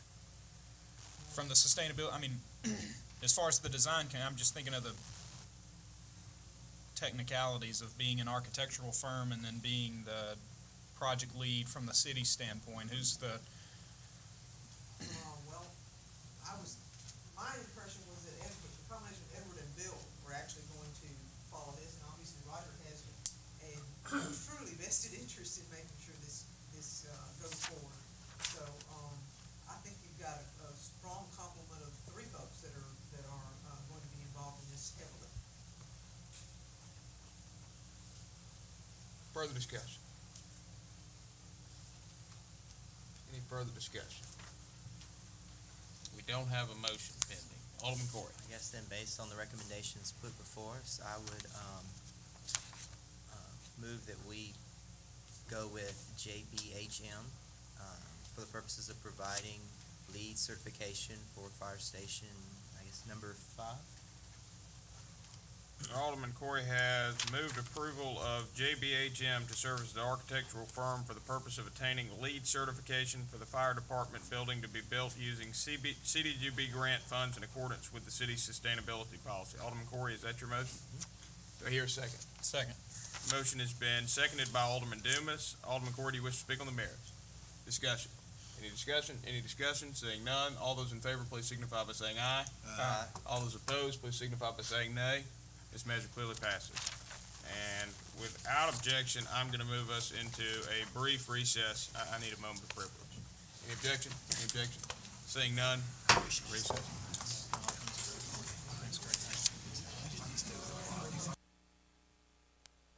The passage of time. We have shared your joy at the birth of your children, and proudly we have watched them grow. We've taken care of your healthcare needs during the good times and the not so good. Your parents and grandparents have depended upon us. Together we have shared the struggles and the wonders of life. At Oktibbeha County Hospital, we are celebrating 30 years of being your lifelong choice in healthcare.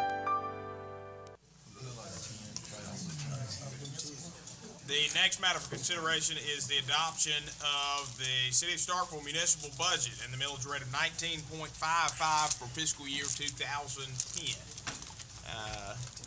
The budget has been discussed at length over the past 2 months, and based on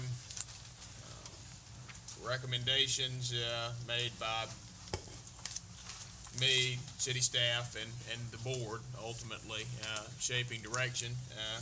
We have a balanced budget. I am proud of the fact that in a very, very difficult year from a revenue standpoint, due to the sacrifices of our department heads in large part, this budget has been balanced without a tax increase. I don't think it can be overstated that this was an extremely difficult task and, required a great deal of creativity and also required a consideration of service delivery and what the most prudent course that could be taken with respect to overall service delivery and cost at which that service can be delivered. Discussion. Alderman Carter. Just due to an opinion from the Ethics Commission and the fire department being in there, I'm gonna need to recuse myself from this. Just wish for somebody to come get me on the next matter. Okay. we'll give Alderman Carver a moment. I'm sorry, I didn't mean to jump the gun there.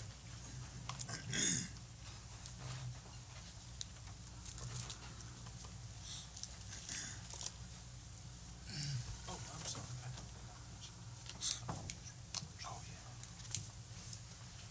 Discussion.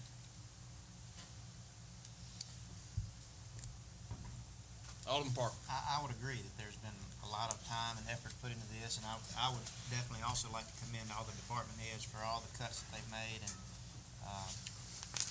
I also appreciate the comments that you made as far as, you know, what we're doing to try to make sure that our taxes aren't raised, and I would move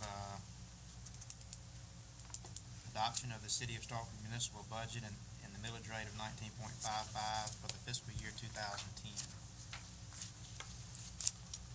Alderman Parker has made a motion to approve a resolution adopting the City of Starkville budget for fiscal year 2010 and the adoption of the millage rate of 19.55 to provide 13.56 mills for general operations and 5.99 mills for street and drainage improvements and related general obligation bond payments for street and drainage improvement purposes. Alderman Parker, is that your motion? It is. Do I hear a second? Second. Motion has been seconded by Alderman Sistrum. Alderman Parker, do you wish to speak on the merits of the motion? No. Discussion. Discussion on Alderman Parker's motion. Is there any discussion? Any discussion? Seeing none, we'll now move into a roll call vote on Alderman Parker's motion, which I will not reread as it has been sufficiently read for you and is lengthy. Please answer yea, nay, or abstain as the city clerk calls your name. Alderman Sistrum, Yay. Alderman Parker, Yay. Alderman Corey, Yay.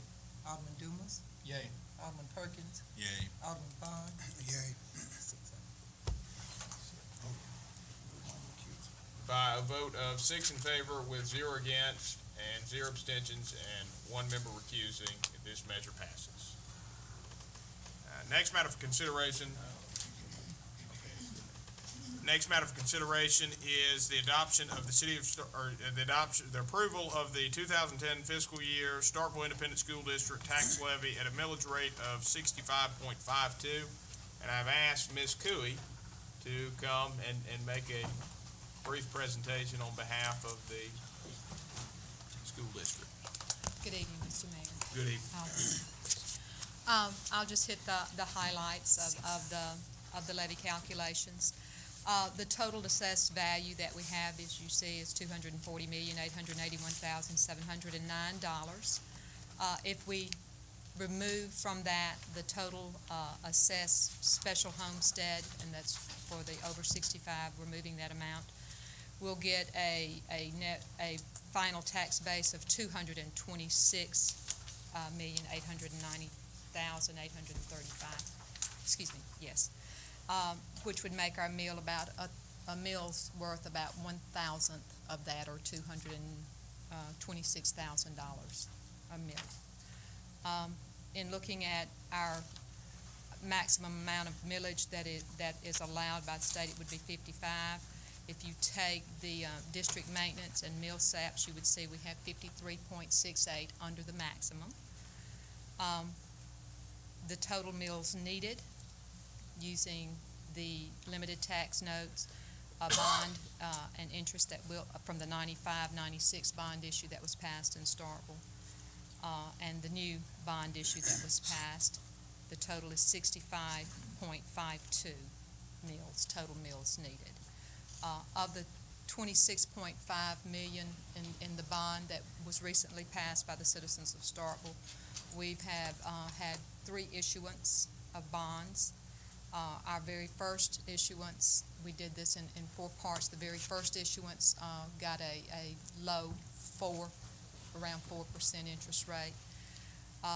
The other second and third issuance were high 3%, 3.7, 3.8, and we're fortunate in all of those, of course.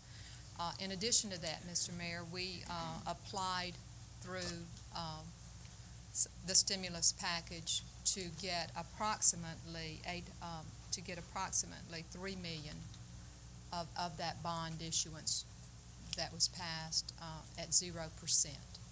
We were accepted, we were accepted and were granted that. That will save Starkville citizens approximately, would have saved around $1 million. We have since found that 0% is not 0%, and that we can count on it maybe being 1.25, but hey, that's better than what we were talking about before. So depending upon the bids on that, we should be saving citizens around $800,000 to $900,000 estimated in tax. Questions or comments for Ms. Cooey? Any questions, comments? Was last year's mill rate the 65.52 less the 8.16 for the? That's correct. Okay.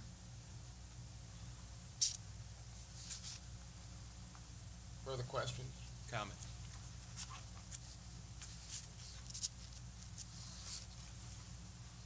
Discussion.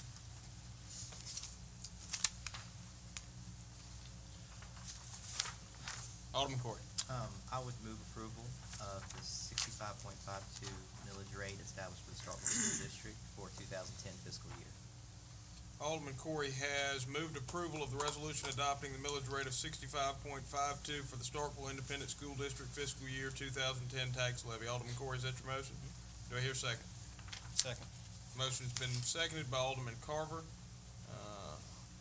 Alderman Corey, do you wish to speak on the merits? No. Discussion. Any discussion? Any discussion? Any discussion? Seeing none, we'll now move into a vote. All those in favor, please signify by saying yea. Yay. All those opposed, please signify by saying nay. Measure passes. Thank you, Ms. Gill. Thank you, sir. I've included a DVD for our school district for all of you. Please enjoy it. It's about 4 minutes. I would like to say something on that. As a parent, proud parent of our public schools and a wife that teaches in the public schools, I've heard countless accolades for this, and I think it's an absolutely fantastic thing you've done. So I commend you, I commend Robbie from Broadcast Media. Great job. We've gotten worldwide attention, and we've gotten, I don't keep up with YouTube, but I understand we've gotten many With hits thousands and on thousands of it. hits. That's right. Thousands and thousands, and I've heard from people as far away as Norway, so. Right. Interesting. Next matter of business is the consideration of the approval of a cost of living adjustment of 2% for city employees effective October 1st, 2009. Discussion. So moved. Second. Motion has been made to approve a cost of living adjustment of 2% for city employees effective October 1st, 2009. Do I hear a second? Alderman Perkins, did you second? Yes, sir. Yes, The motion's been seconded by Alderman Perkins. Alderman Dibbs, you wish to speak on the merits? I do not. Discussion, any discussion, any discussion? Seeing none, all those in favor, please signify by saying aye. Aye. All those opposed, please signify by saying nay. This measure clearly passes. I apologize for switching the ayes and the nays. I don't, or the ayes and the yays, I don't do it on purpose. It's force of habit. Next matter for consideration is the approval of the Reed Road widening project alternative and the authorization to proceed with the final engineering design. This one is more or less rendered moot by the action that was already taken. Unless anybody expresses a need to discuss it, I'm going to move on. Is there any discussion? All right. Alderman Corey. Alderman Ball. You already approved that. Yeah. I guess just as a recap, the proposal that was approved as part of the capital improvement plan was the 8-foot multi-use path on Reed Road. Any discussion? Alderman Ball. I move that we grant the motion to proceed the Reed Road widening project, alternate 2, authorization to proceed with the final engineer design and right-of-way and the easement acquisition. And I don't think I laid it out very clearly. What I was saying is the approval more or less has already been made. This was, I guess, an item that was put on the agenda, I guess, in case that item went another way, to discuss the walk path. Mr. Mayor, if I may, we need at least the final engineering design approval to move forward. Okay. Incorporating them in a motion. Okay. All right. Okay, so we There's a motion on the floor, and I second. All right, Alderman Vaughn, can you restate your motion? I move that we grant the organization to proceed with the re-road widening project, alternate to organization to proceed with the final engineer design in the right-of-way and the easement acquisition. Okay, Alderman Vaughn has made a motion to approve the Reed Road widening project alternative and authorization to proceed. Alternative two, and the authorization to proceed with the final engineering design. And Alderman Corey, did you second? I did. All right, Alderman Vaughn, do you wish to speak on the merits? All right, let me interject for a second here. This is where it gets confusing, and I apologize for the way it's laid out on the agenda. Alternative two, as it's presented in your agenda, is the 5-foot sidewalk. So I don't think that's necessarily where you want to go with it, because it's inconsistent with the action that you took earlier. But that's something to consider. Further discussion. So where does this lay with the fact that we approved the capital improvement plan that had an 8-foot? Do we proceed with the 5-foot? Is there different acquisition as far as what will be needed? We'll need authorization to proceed with it's really alternate 3 now, which would be the multi-use path. So as stated is sufficient. No, it would need to be alternate 3, or the multi-use 8-foot wide sidewalk instead of the 5-foot. The alternate 2 is a 5-foot sidewalk. As part of the just approved capital improvement plan, you approved the 8-foot sidewalk.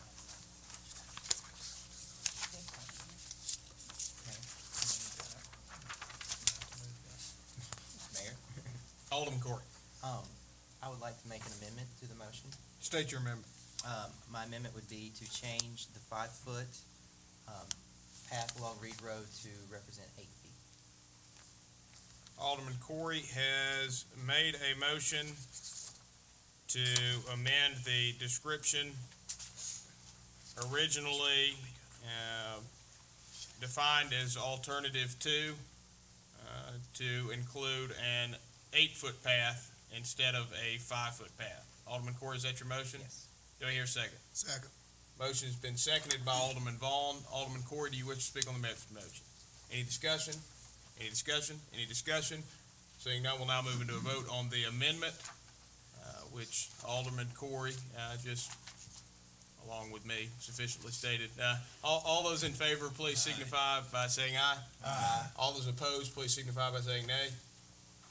This measure passes. We'll now move back into discussion on the main motion, which is the now amended motion to adopt what is the now modified alternative 2. Any discussion? Any discussion? Any discussion? Seeing none, we'll now move into a vote on the motion to adopt the modified alternative 2. All those in favor, please signify by saying aye.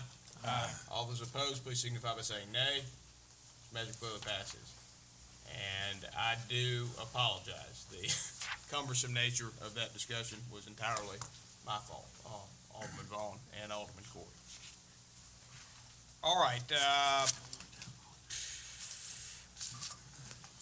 Next order of business is the consideration of the approval of the Visitors and Convention Council fiscal year budget, or fiscal year 2010 budget for the expenditure of the 2% funds in accordance with the enabling legislation, HB 1833 and Board Resolution of March 16, 2004. So moved. Motion has been made to approve the Visitors and Convention Council of fiscal year 2010 budget and the expenditure of the 2% funds in accordance with the enabling legislation, HB 1833 and Board Resolution of March 16, 2004. Alderman Dumas, is that your motion? That is. Do I hear a second? Second. Been seconded by Alderman Vaughn. Alderman Dumas, do you wish to speak on the merits of the motion? No. Any discussion? Any discussion? Seeing none, we'll now move into a vote on Alderman Dumas's motion, which I will not restate as it's been sufficiently stated. All those in favor, please signify by saying aye. Aye. All those opposed, please signify by saying nay. This measure clearly passes. Next matter for consideration is the establishment of an ad hoc committee to recommend revisions to Stormwater Ordinance 2006-7. And Alderman Parker, I think you would probably do a better job introducing this one than I would.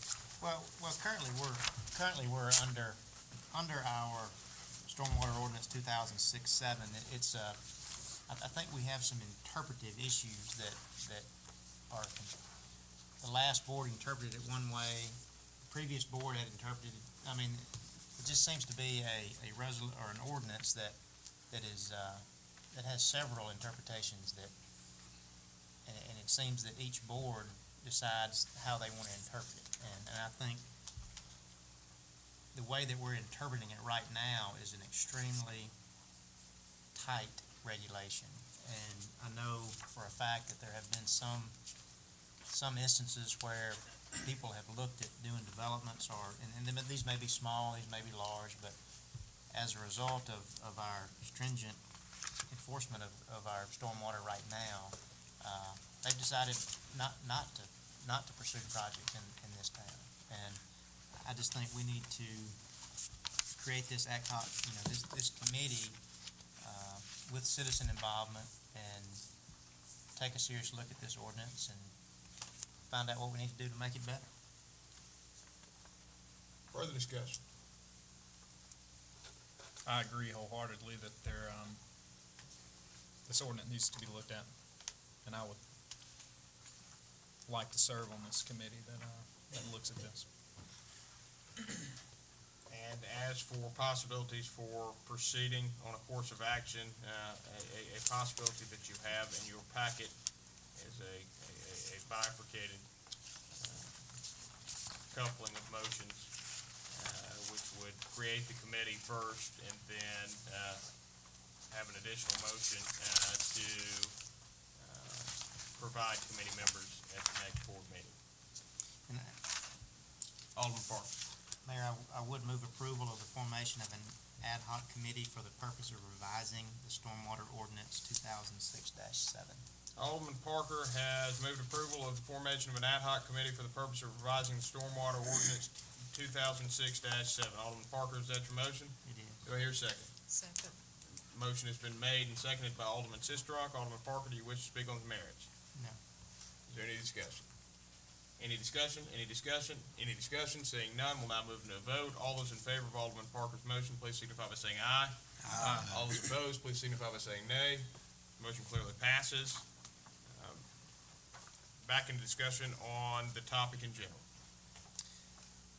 I just got a question. How, propose having 3 board members? I would propose having 3 board members. And how many people total on the board, on the committee?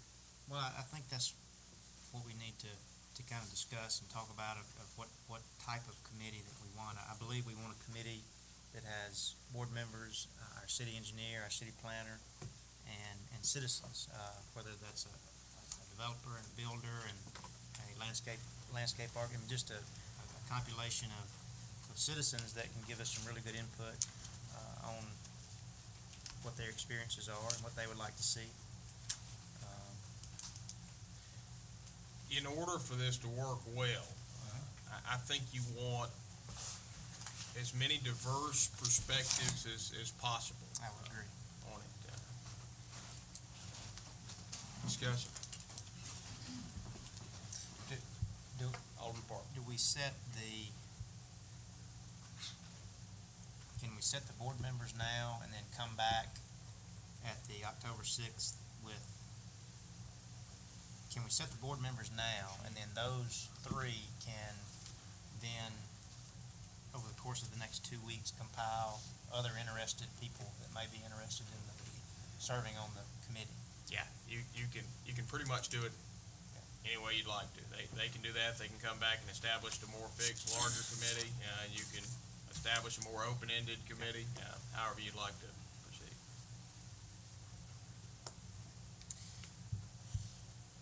Well, I would move that board members Dumas, Parker, and Sistrunk provide stormwater committee appointments at the board meeting of October the 6th, 2009. Motion has been made by Alderman Parker that board members Parker, Dumas, and Sistrunk provide stormwater committee member appointments at the board meeting of October 6, 2009. Is that your motion, Alderman Parker? It is. Do I hear a second? Second. Motion's been seconded by Alderman Dumas. Alderman Parker, do you wish to speak on the merits? No. Discussion. Any discussion? Any discussion? Any discussion? Seeing none, we'll now move into a vote. All those in favor of Alderman Parker's motion, please signify by saying aye. Aye. All those opposed, please signify by saying nay. Measure clearly passes. Is there any more discussion on the Stormwater Ordinance Committee? Seeing none. Next matter for consideration is the approval of the waiver of the banner permit fee requirement on the application for an MSU homecoming banner competition. And Mr. Griffith, I guess this might be a good time for you to recap any discussions you've had previously about the banner competition. Well, the main thing was the application itself. The material that I was provided, it seemed that everything else, the size of the banners, I guess the banners are being donated, they don't have any advertisements for alcohol or tobacco products. The size seemed to be in line with what the banner requirements are, and as I believe Alderman Corey pointed out, that they would adhere to the banner requirements. Basically, it would be tying them up to utility poles, guy wires, or other signage. They would have to be posted and displayed as they would if each person was obtaining a banner permit for advertising for business. I talked with Ms. Hampton about that, and I believe the material that is provided in your packets seems to comply with all those requirements. Discussion. Alderman Corey. I would move approval of the request for the waiver. Alderman Corey has moved approval for the waiver of the banner permit fee for the homecoming banner competition. Alderman Corey, is that your motion? Do we have a second? Second. It's been seconded by Alderman Dumas. Alderman Corey, do you wish to speak on the merits? Any discussion? Any discussion? Any discussion? Seeing none, all those in favor, please signify by saying aye. Aye. All those opposed, please signify by saying nay. Measure clearly passes. Next matter for consideration is the establishment of an ad hoc committee to make recommendations to the board for a historic preservation ordinance. Alderman Corey, I think you will do a better job introducing this one than me. Thank you. The thought process I had behind this was actually very similar to Alderman Parker's thought process in regards to the stormwater ordinance. The previous board had looked at the historic preservation ordinance. We had some discussions on it. In fact, there were 3 separate ordinances that were compiled. However, the board took no action, and I've had some constituents both in my ward as well as some people outside of my ward ask me about this. So it's something I would like us to at least take a look at again. And so, because we have so many ordinances out there, I thought it would be useful to have just a temporary committee to form to look at the ordinances, try to compile them together into one ordinance to bring back before the board, and then see if the board is interested in taking any action on it. So, before we get into the membership of it, I would first move approval of the formation of an ad hoc committee for the purposes of making recommendations to the board for the adoption of the historic preservation ordinance.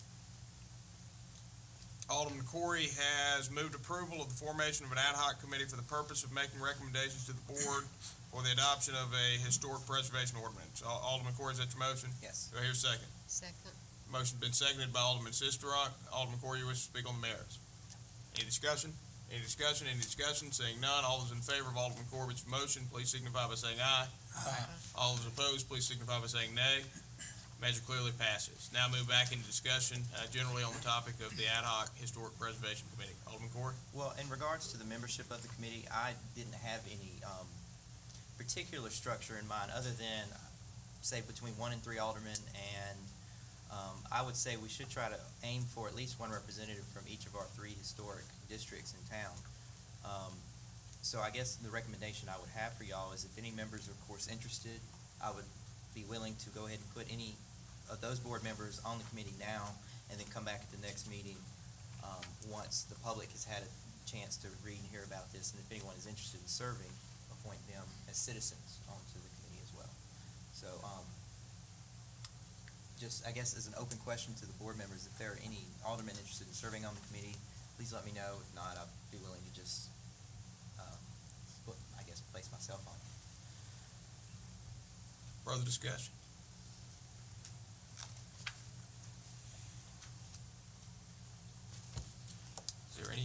Further discussion?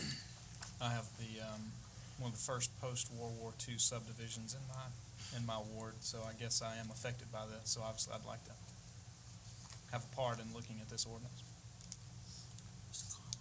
Is there any further discussion?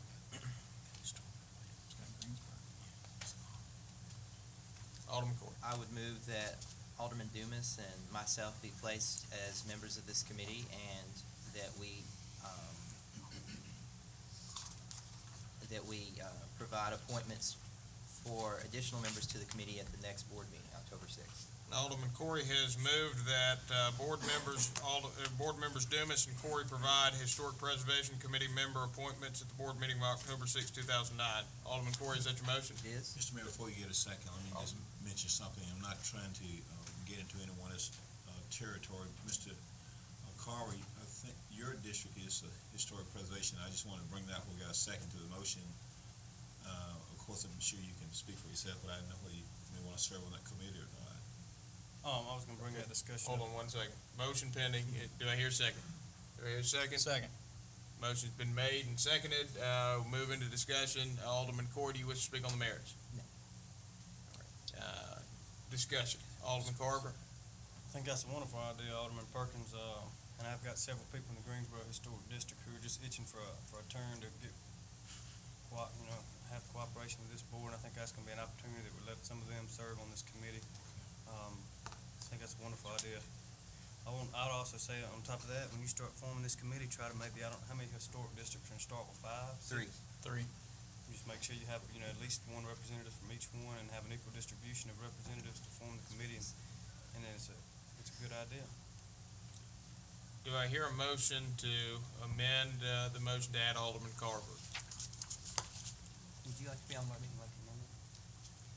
I'd like to make an amendment to that motion, that each historic district is represented with one member from each individual historic district.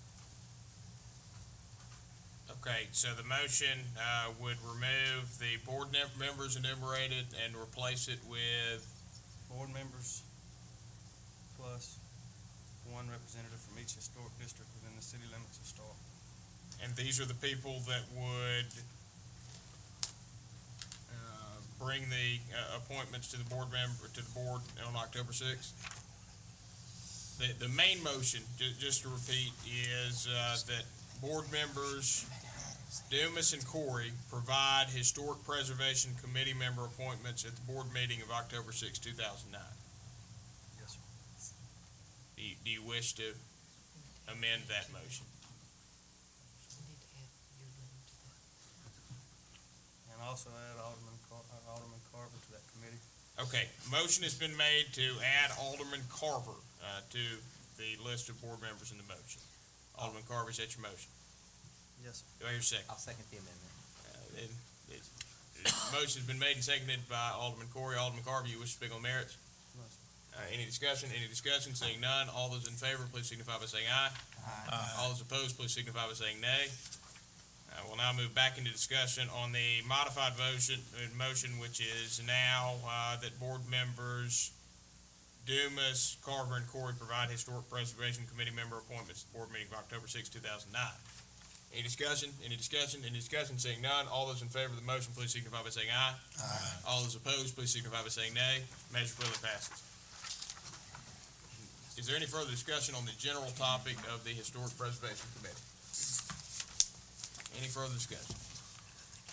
Seeing none. Next order of business is the consideration of the approval of the special event permit to hold the Black Hills Festival on October 3rd, 2009. Discussion.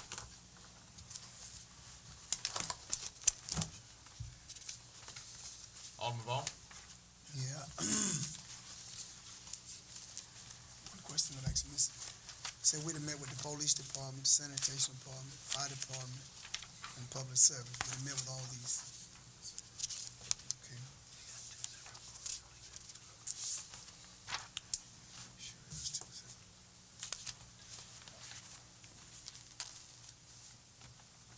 Got a question? You done? Alderman Vaughn. You got two separate motions, right? I move that the consideration of the approval of the special event permit to hold the Black Hill Festival on October the 3rd, 2009. Alderman Vaughn has moved approval of the special event permit to hold the Black Hills Festival on October 3rd, 2009. Alderman Vaughn, is that your motion? That's my motion. Second. Been seconded by Alderman Perkins. Alderman Vaughn, do you wish to speak on the merits? No, sir. Any discussion? Any discussion? Any discussion? Any discussion? Seeing none, all those in favor, please signify by saying aye. Aye. All those opposed, please signify by saying nay. This measure clearly passes. Next matter for consideration is the authorization of city financial support with in-kind services and a cash contribution as requested by the sponsors of the Black Hills Festival. And, give me a second.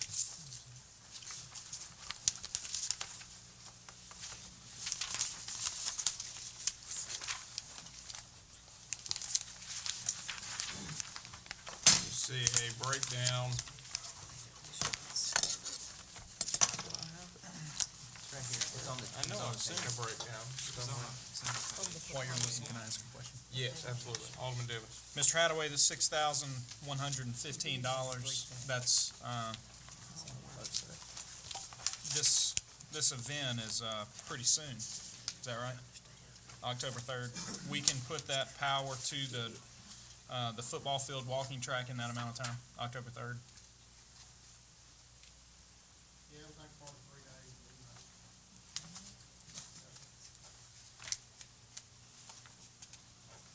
Are there other potential uses for that facility once that's installed that could potentially utilize that? I guess that's, should go back there. Not to my knowledge. At that location from the field?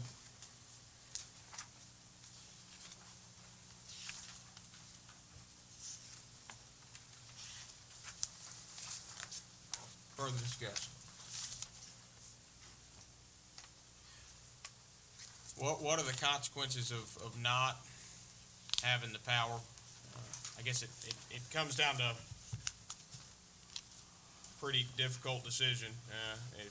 Essentially, you're looking at a $6,000 expenditure for something that doesn't have any long-term use. We could,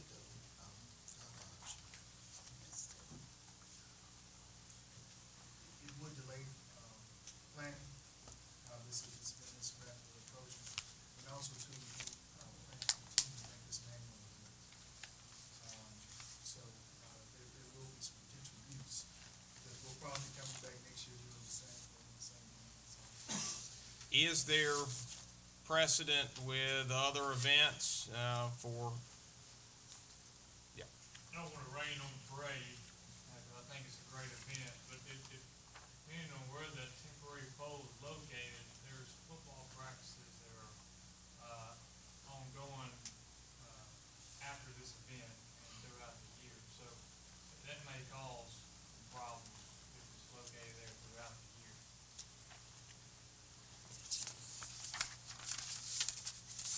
Okay. And I guess my question is, with other special events, I know electrical accommodations, in-kind services are provided. Is there precedent of this nature where, I guess, a fairly large amount of money is expended to provide physical power source somewhere where it's not?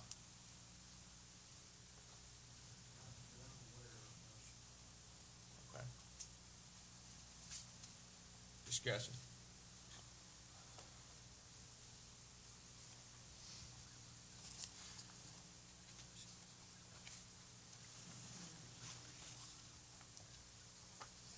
Discussion. And I guess, so the options is laid out. Option one would be without the electrical improvement, and option two is with the electrical improvement. Okay. So that's basically the options, and it's not a survive or not survive issue for the event. No, it's not really that, situation. We can deal with, either option. It's just a logistical change.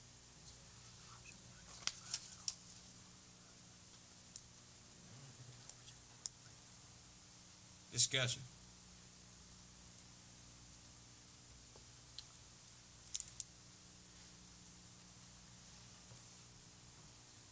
Alderman Vaughn.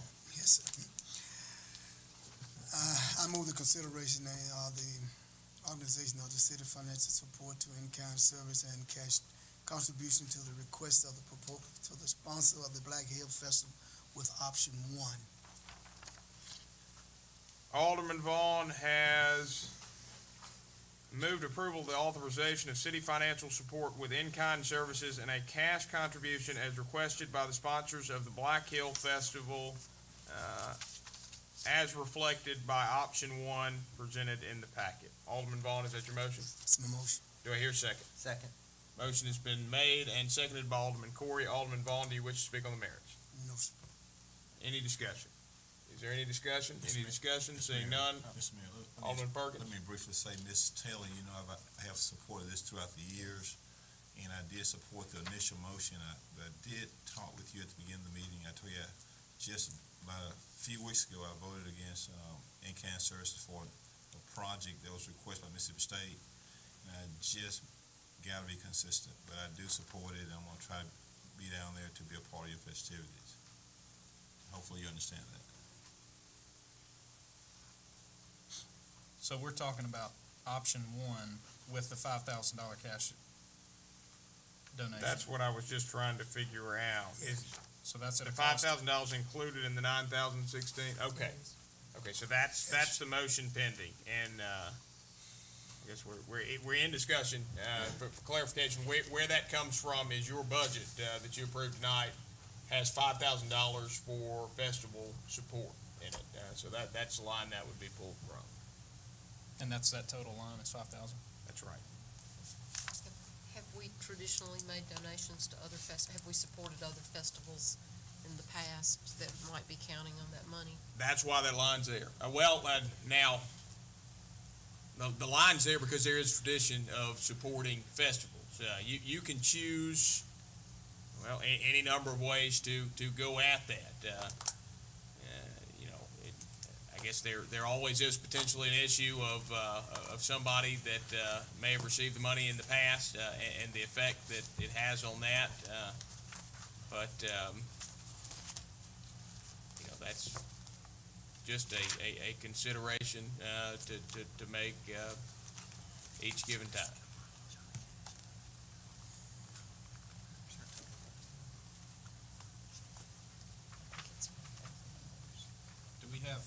Do we have any knowledge of past, what, if that money has been used anywhere? I believe the origination of that line item was the Johnny Cash Music Festival. Yeah. Is that correct? And That's correct. I don't have any reason to think that we have a proposal forthcoming for the Johnny Cash Music Festival. I second the motion. I already Yeah, it's already second. Yeah, I'm we're sorry. in discussion on the motion. Getting ahead of myself here. My understanding that Alderman Dumas can eat a lot of barbecue, y'all are prepared to cut him off. Thank that man right there for that.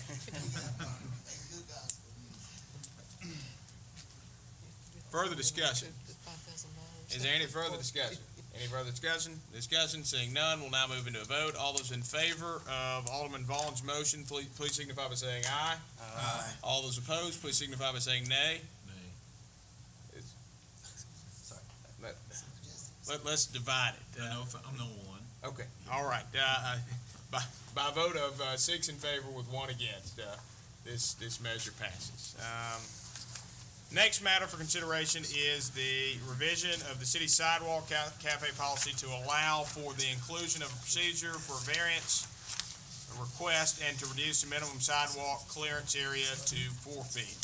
What you have in your packet is, well, a potential sidewalk policy, revised sidewalk policy with 2 changes that I will let Mr. Griffith introduce. I think he can do so better than I can. Yes, sir, Mayor. What we've done is we've made 2 changes at the bottom of page 3. The minimum clearance from 6 foot has been reduced to 4 foot to allow for pedestrian and also handicapped access. And the other change is at the bottom of page 2. We added a section 3 to allow for variances. and the reason that we added this, or the reason I should say that it wasn't included in the original policy, because my understanding with it coming, with every application coming before the board would have the ability to do so. And discussion with the mayor, decided that it would be better to have it in place, which is an excellent point, and I've put the verbiage in there, to allow for the board to grant variances from conditions or policies requirements of the policy as this board would see fit. Obviously, one size doesn't fit all, but we've got something to go by. And those are really the only changes. Obviously, added the sections, changed the numbers on the last two. Mr. Griffith, this is the proposal that has the word may that instead of shall, right? Yes. Okay, I just make sure Yes, sir. before you consider it, you have the right Yes, sir. one. And from a procedural standpoint, we have no waiting period. Policies can be amended. Yes, sir. We don't have to Immediately. advertise, and we don't have to hold public hearings. Obviously, it's done at a public meeting, and as the board sees fit, if there's anyone that has any concerns, obviously, take into consideration. But a resolution or a policy, because you're adopting this by resolution, does not have to be advertised, and a public hearing doesn't have to be held. So the only language is just granting us the ability to grant variance. That and changing the minimum clearance from 6 foot to 4 foot. Mr. Griffith, Yes, sir. does this policy allow for open containers in these sidewalk cafes? That was one of the discussions with the original policy, and in order for someone to comply with the requirements from ABC as far as separating, it's not going to be possible to be able to provide on a public sidewalk, blocking off a public sidewalk to be able to serve alcoholic beverages. So this won't allow open containers on public sidewalks. Will the police force still have the authority? They would, but in order to do that, the alcoholic beverage control would have to approve, and part of the requirements are that they have an enclosed area, and in doing so, they would block the sidewalk. Or at Harvey's. And those,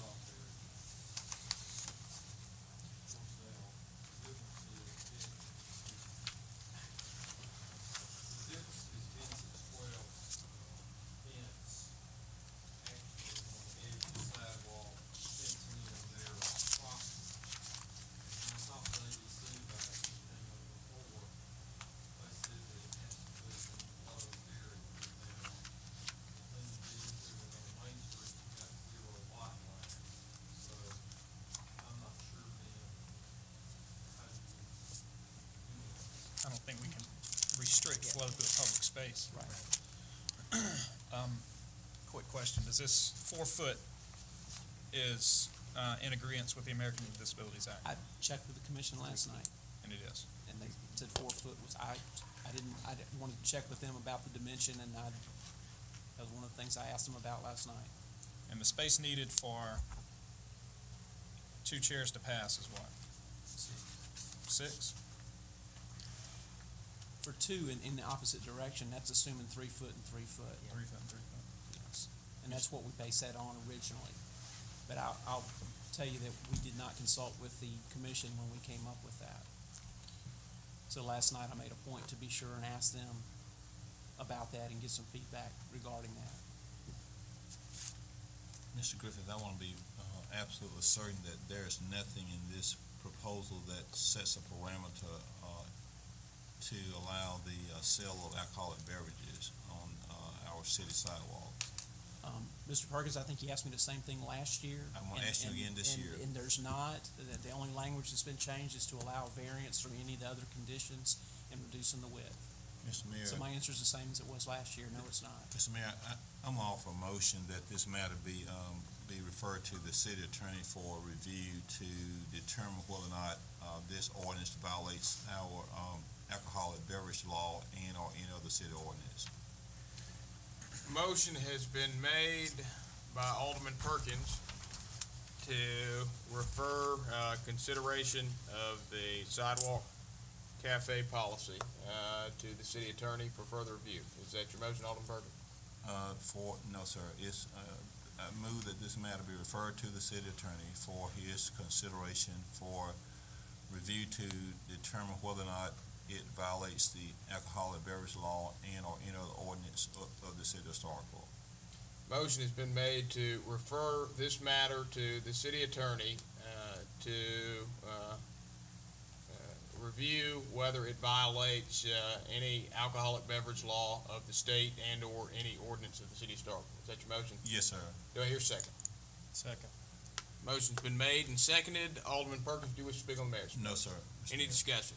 Alderman Corey. I actually am going to go ahead and vote against this motion because this was brought up last year. It was shown not to be in violation.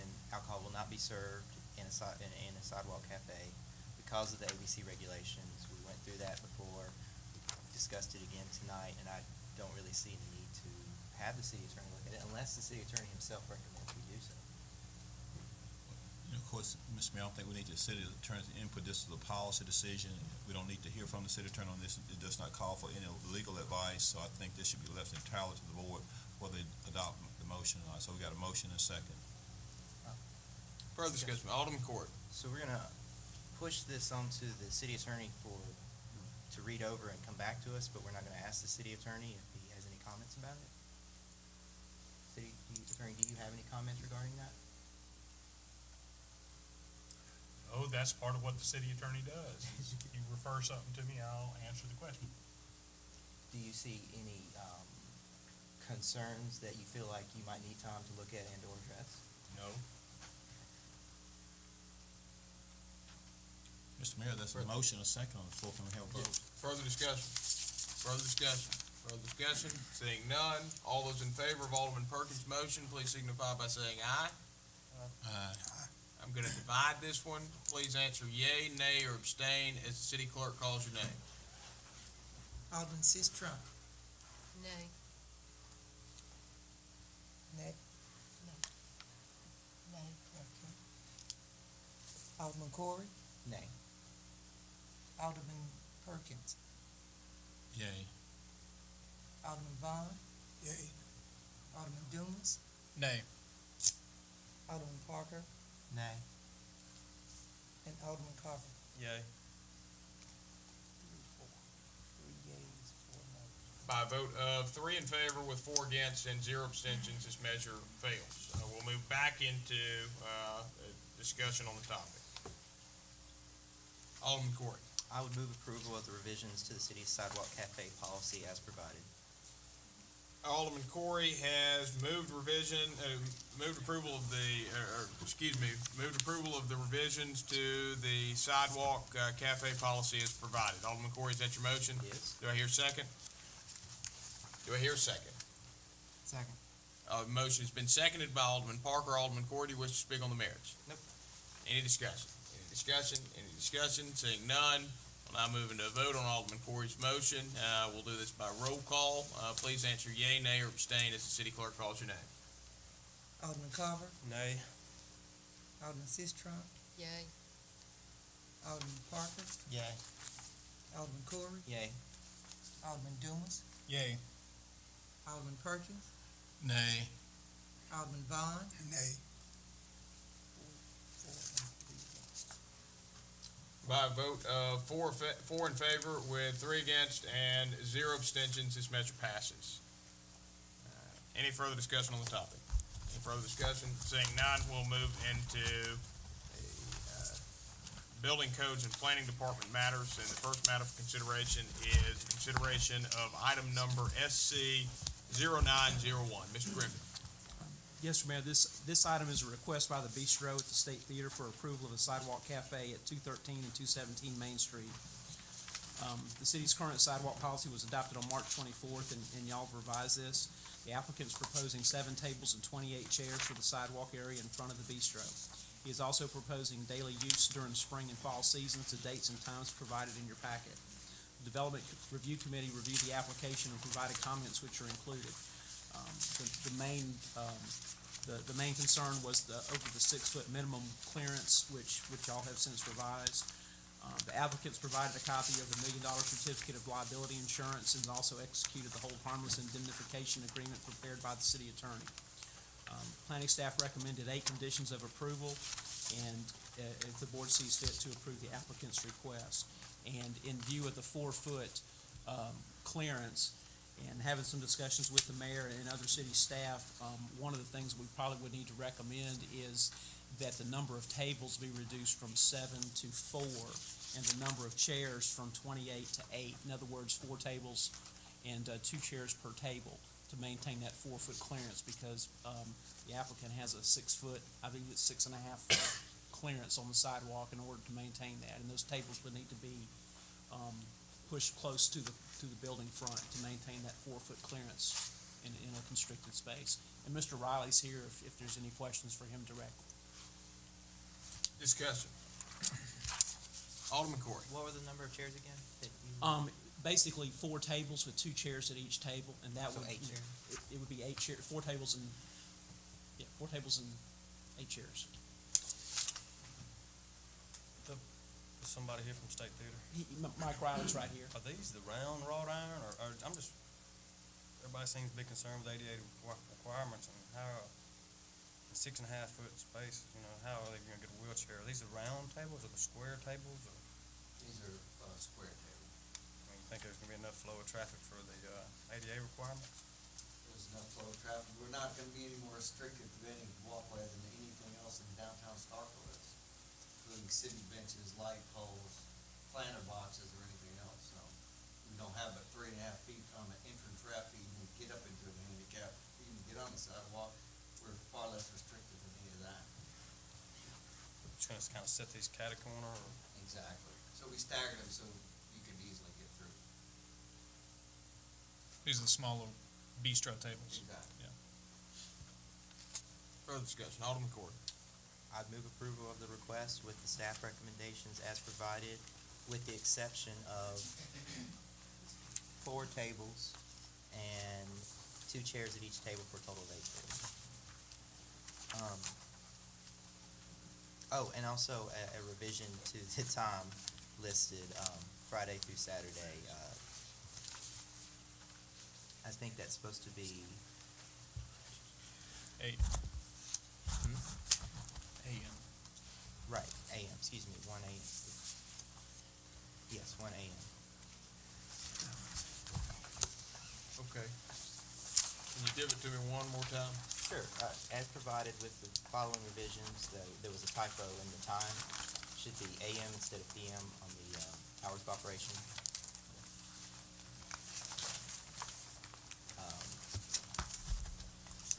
4 tables and 2 at each table, 2 chairs at each table for a total of up to 8 chairs.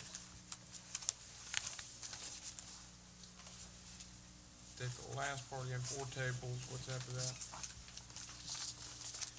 4 tables with 2 chairs at each table for a maximum total of up to 8.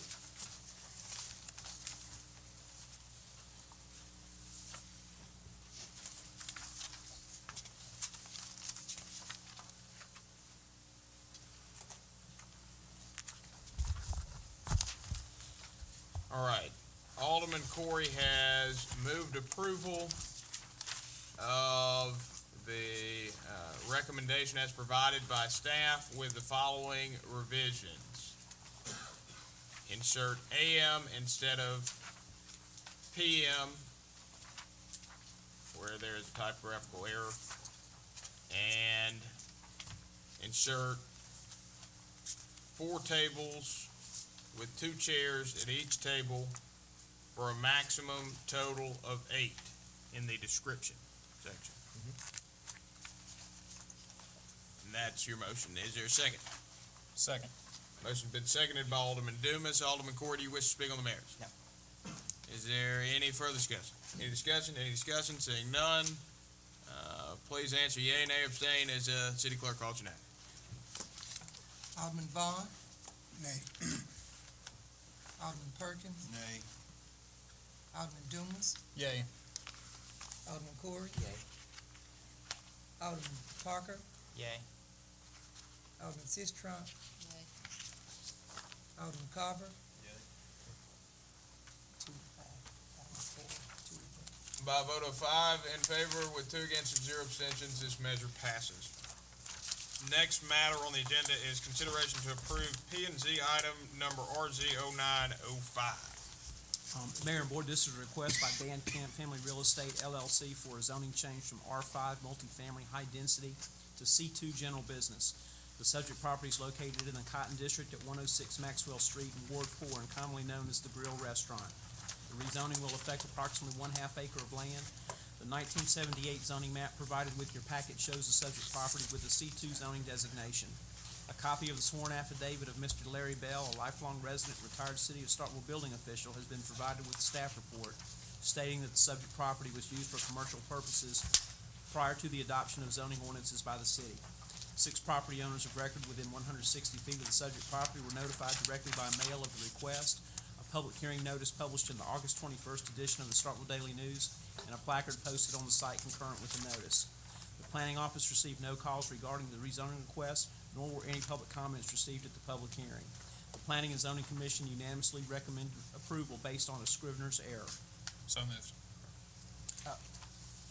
Motion has been made by Alderman Dumas to approve P and Z item number RZ0905, a request by Dan Camp Family Real Estate LLC for a zoning change from R5 multifamily high density to C2 general business located at 106 Maxwell Street in Ward 4. Do I hear a second? Do I hear a second? Do I hear a second? Seeing none. The motion's been seconded by Alderman Carver. Alderman Dumas, do you wish to speak on the merits of your motion? I do not. Discussion. Alderman Court. Whenever there's a zoning change, one of the things state law puts forth is finding of fact, and so I would like to offer an amendment to the motion. State your amendment. That we find as a fact the cause of the zoning change to be due to a scrivener's error. Alderman Corey has moved to amend Alderman Dumas's motion to add that the cause of the zoning change is a scrivener's error. Alderman Corey, is that your motion? It is. Do I hear a second? Second. The motion's been made and seconded. Alderman Corey, do you wish to speak on the merits? Discussion? Any discussion? Any discussion? Seeing none, all those in favor, please signify by saying aye. Aye. All those opposed, please signify by saying nay. We'll now move back into discussion on the main motion, which has now been amended to reflect that the change is because of a scrivener's error. Any discussion? Any discussion on Alderman Dumas' motion? Any discussion? Any discussion? Seeing none, all those in favor, please signify by saying aye. Aye. All those opposed, please signify by saying nay. This motion clearly passes. Next matter is the consideration to approve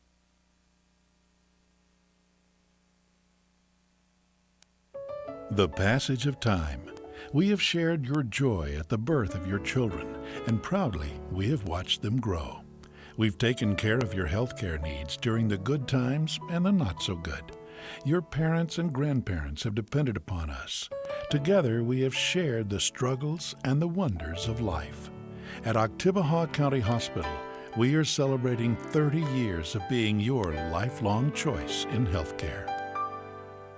A future Phase 2 will include the second floor of the structure.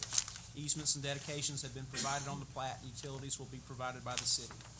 A draft set of restrictive covenants has been provided to staff for review, and common area maintenance has been adequately addressed. The covenants also include the city's standard hold harmless indemnification language. The Planning and Zoning Commission unanimously recommended approval of the preliminary final condo plat as proposed, with 8 conditions of approval, not including condition number 4. discussion. Is there any discussion? Alderman Court. And since this has come up once tonight, does this plat meet all the requirements for our sidewalk ordinance? It's all existing. All the improvements that are being made is the addition for the restaurant, and they've, of course, it's on a plat, but on the site plan, they've included handicapped accessibility, parking, and city engineers reviewed that to make sure it complies with grade changes and et cetera. Just to add on to that, what about the change in or that sidewalk on North Montgomery? Does that meet code as far as ADA, Edward, from the standpoint of the difference in elevation without rail? You want?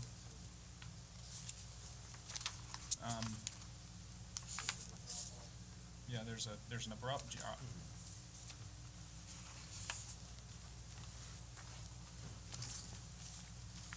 Discussion. Discussion. Is there any discussion? Ben, did that come up previously? I'm sorry? The ADA requirements issue, was that brought up? It did, but we were mainly looking at the improvements in the parking area because they did a demolition on the east end of the building, not part of the building itself, but an outbuilding, and there was a significant grade change.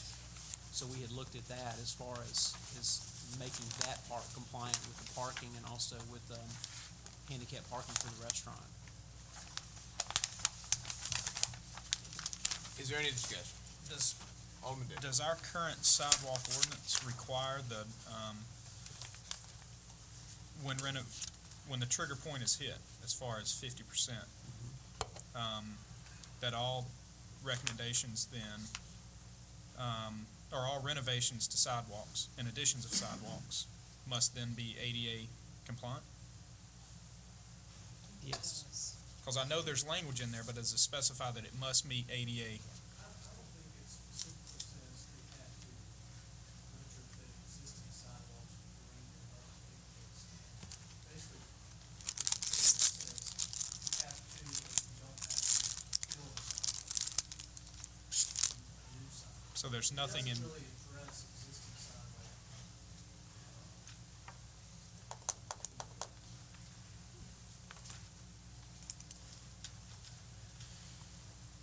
There were some damaged sidewalks on the northern end down there closest to the intersection. We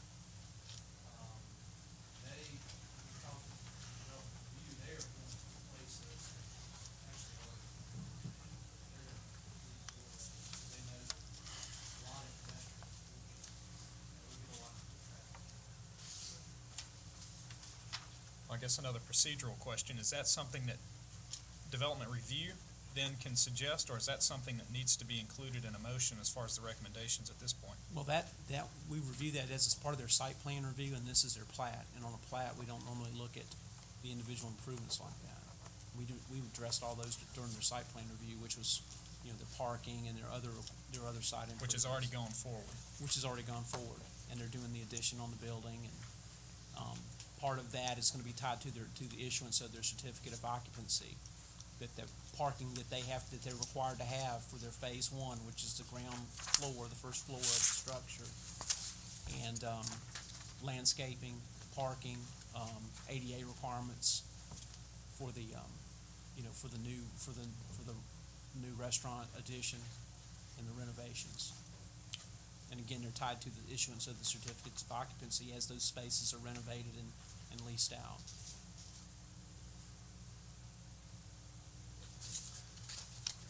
Can I also add, I don't know what the developer's long-term plans, but he has indicated his desire to make that, it's a hill right there where the parking lot exists. He wants to make that more closer to the street, right? So he's indicated in the future, he wants to cut that hill down so he can get another entrance right there to the property. At that time, that would probably be one of the biggest. And that hill is off-site from this plat. Oh, it is? That's another section. Oh, okay. Well, that's a moot point. That more than likely is going to be included in phase two, because the phase two, which is this condition 4 that's been struck, the phase two is going to require additional parking, which is not going to be able to be accommodated on the plat that you have now. So phase two is going to include additional property. My apologies. That's a moot point. I kind of figuring where you were going with that. So that you will be seeing that on the phase two, because he doesn't have any alternative than to provide the parking on the property at the top of the hill, basically, which is in his long range. But again, we looked at that during site plan review and on the preliminary for this. One of the things we could consider is, instead of just either straight up approving or denying the request or tabling it, we could grant approval contingent upon review by the city attorney and approval by the attorney that the site meets all the requirements put forth in our sidewalk ordinance. That way, we might be able to address any of those concerns while not necessarily holding them up if they are currently meeting all the requirements that ordinance has. Do you want to address that, Mr. Dalton? I know. At this point, I don't think whether or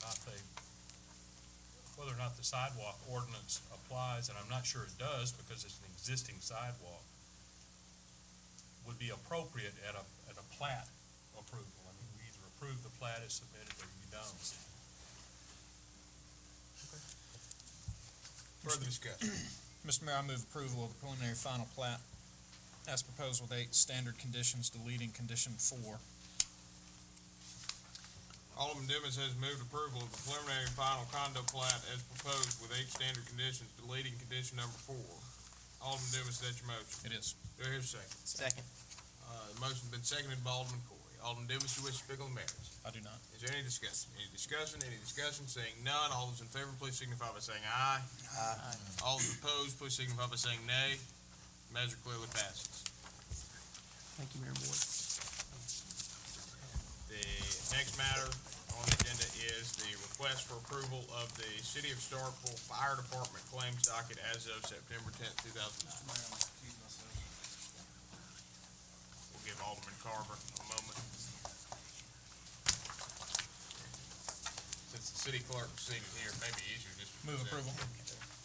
Motion has been made to approve the City of Starkville Fire Department claims docket as of September 10th, 2009. Do I hear a second?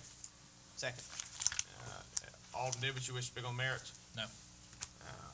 Is there any discussion? Any discussion? Seeing none, all those in favor, please signify by saying aye. Aye. All those opposed, please signify by saying nay. Measure clearly passes. Somebody holler at.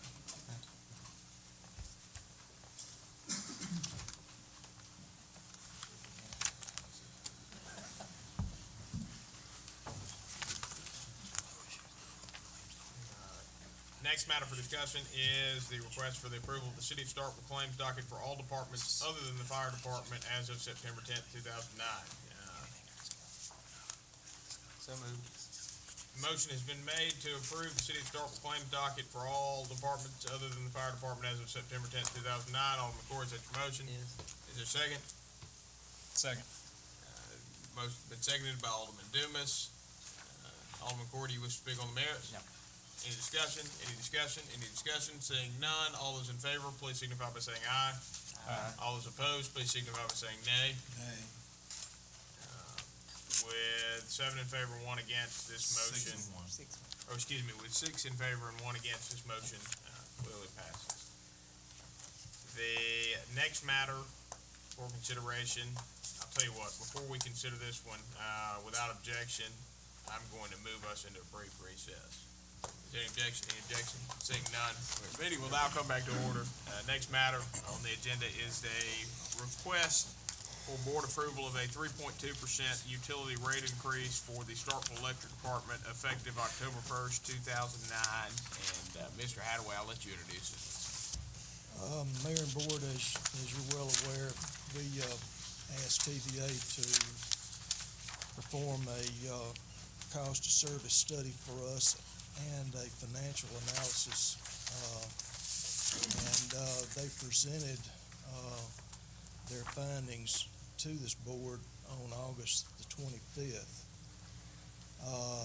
As you could see by that financial analysis, we're having and have had problems in our cash flow, plus some of our expenses. We also went back after our meeting with the board, and we asked TVA to relook at their numbers based on figures that were omitted from this first analysis, and that was the revenues that we received from the water department and the sanitation department for services rendered in doing their billing and reading of water meters and things of that sort. We received that revamped analysis about a week and a half ago, and you should have a copy of that in your packet. And there also should be a letter that I've written to you describing as to the requirements that TVA put on the utility due to contingencies and cash reserves. TVA requires that a utility keep a minimum of 5%, 5 to 8% of the annual operations and maintenance cost plus the purchase power cost. These funds are used in cases of natural disasters such as ice storms, tornadoes, things of that sort. TVA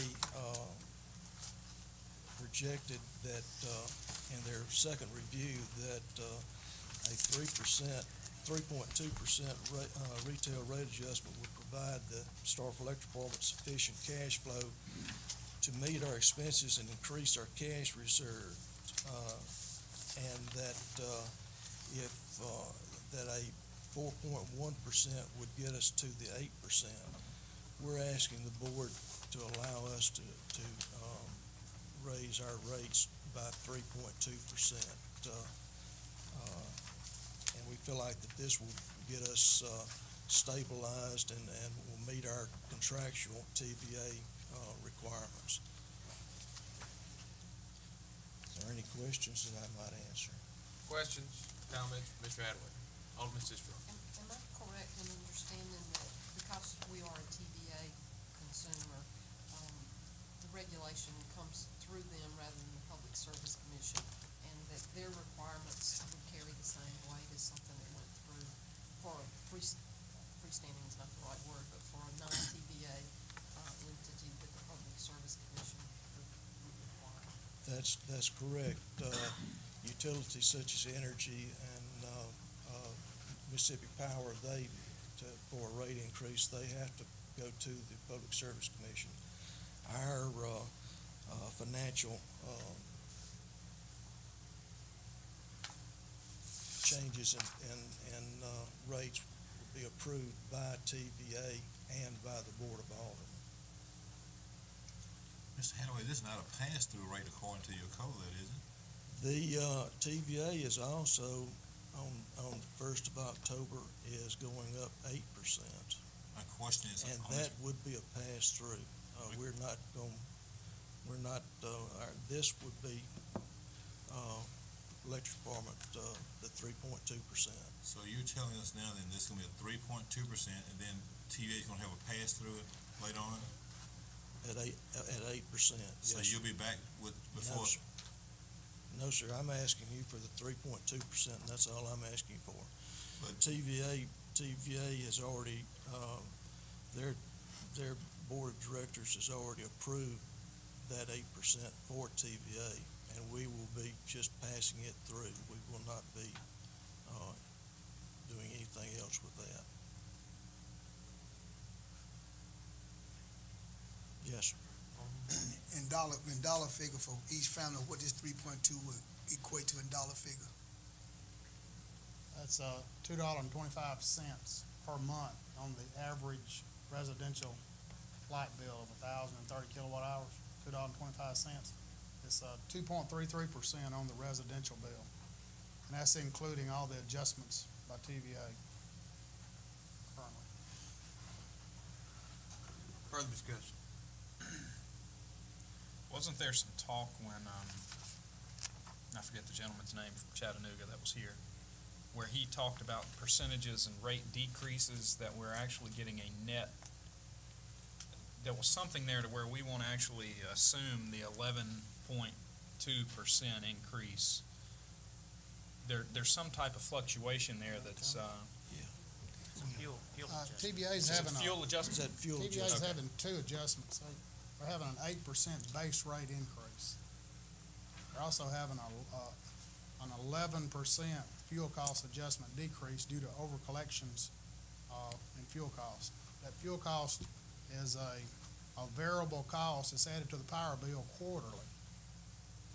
And every quarter they make an adjustment depending on the cost of their fuel mix of coal and natural gas, uranium, whatever.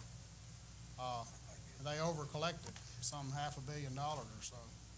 And they're giving that money back slowly, gonna feed it back into the system, so that the net is pretty well flat So we're Or 2% TVA does. increase for this first quarter, but that's adjusted quarterly. As far as the fuel, The fuel is gonna go down by 11%, the fuel cost adjustment itself. Now, this 11% decrease and the 8% increase, the TVA portion, that's on two different numbers, so the net is TVA will have a slight decrease in the average bill in October. Be a slight decrease, I think it's about 1.5%.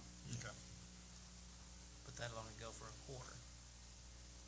The fuel is every quarter. The fuel was every quarter, beginning in October, they're gonna give us a fuel cost adjustment monthly to try to prevent this mishap from happening again. According to the explanation we've been given, when the fuel was so high last year, everybody remembers the oil went up to almost $150 a barrel, and so did the other fuel sources. And during that period is when they overcollected. The distributors have pushed TVA to go to this monthly change to take the variability out of it, hopefully. But this 3.2% is a contractual requirement to maintain the cash reserves. Yes. Yes, we have to keep between 5% and 8% margin. Once you reach 5%, can this be adjusted back out? What's your cash reserves you built to a certain level? I guess you would go through another financial review at some Yes. point. What percentage of the cash reserve are you at right now? Right now, we're below the 5% level. Right at? No, we're, Based upon the FY 2009 that we closed in June, the 5% is about 1.8 million requirement. We ended FY '09 at an $800,000 cash reserve, and with our budget that we presented to the board, we're gonna end this year that we're in now at the same level, 800,000. And we had, 5% of 1.8 million, yes, 1.8 million of reserve. 2.5%. Pardon? Around 2.5%. that we are now. Yeah. Yes. 2 1/4. Our $800,000 is about half of it.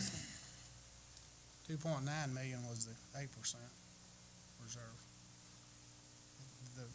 The range that they gave us to work with them.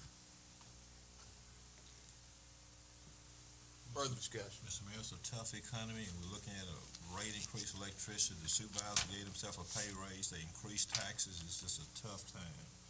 People in my ward, they're sick and tired of all these pay increases, these tax increases, these salary increases. So I cannot support this if it get it put to a motion or second.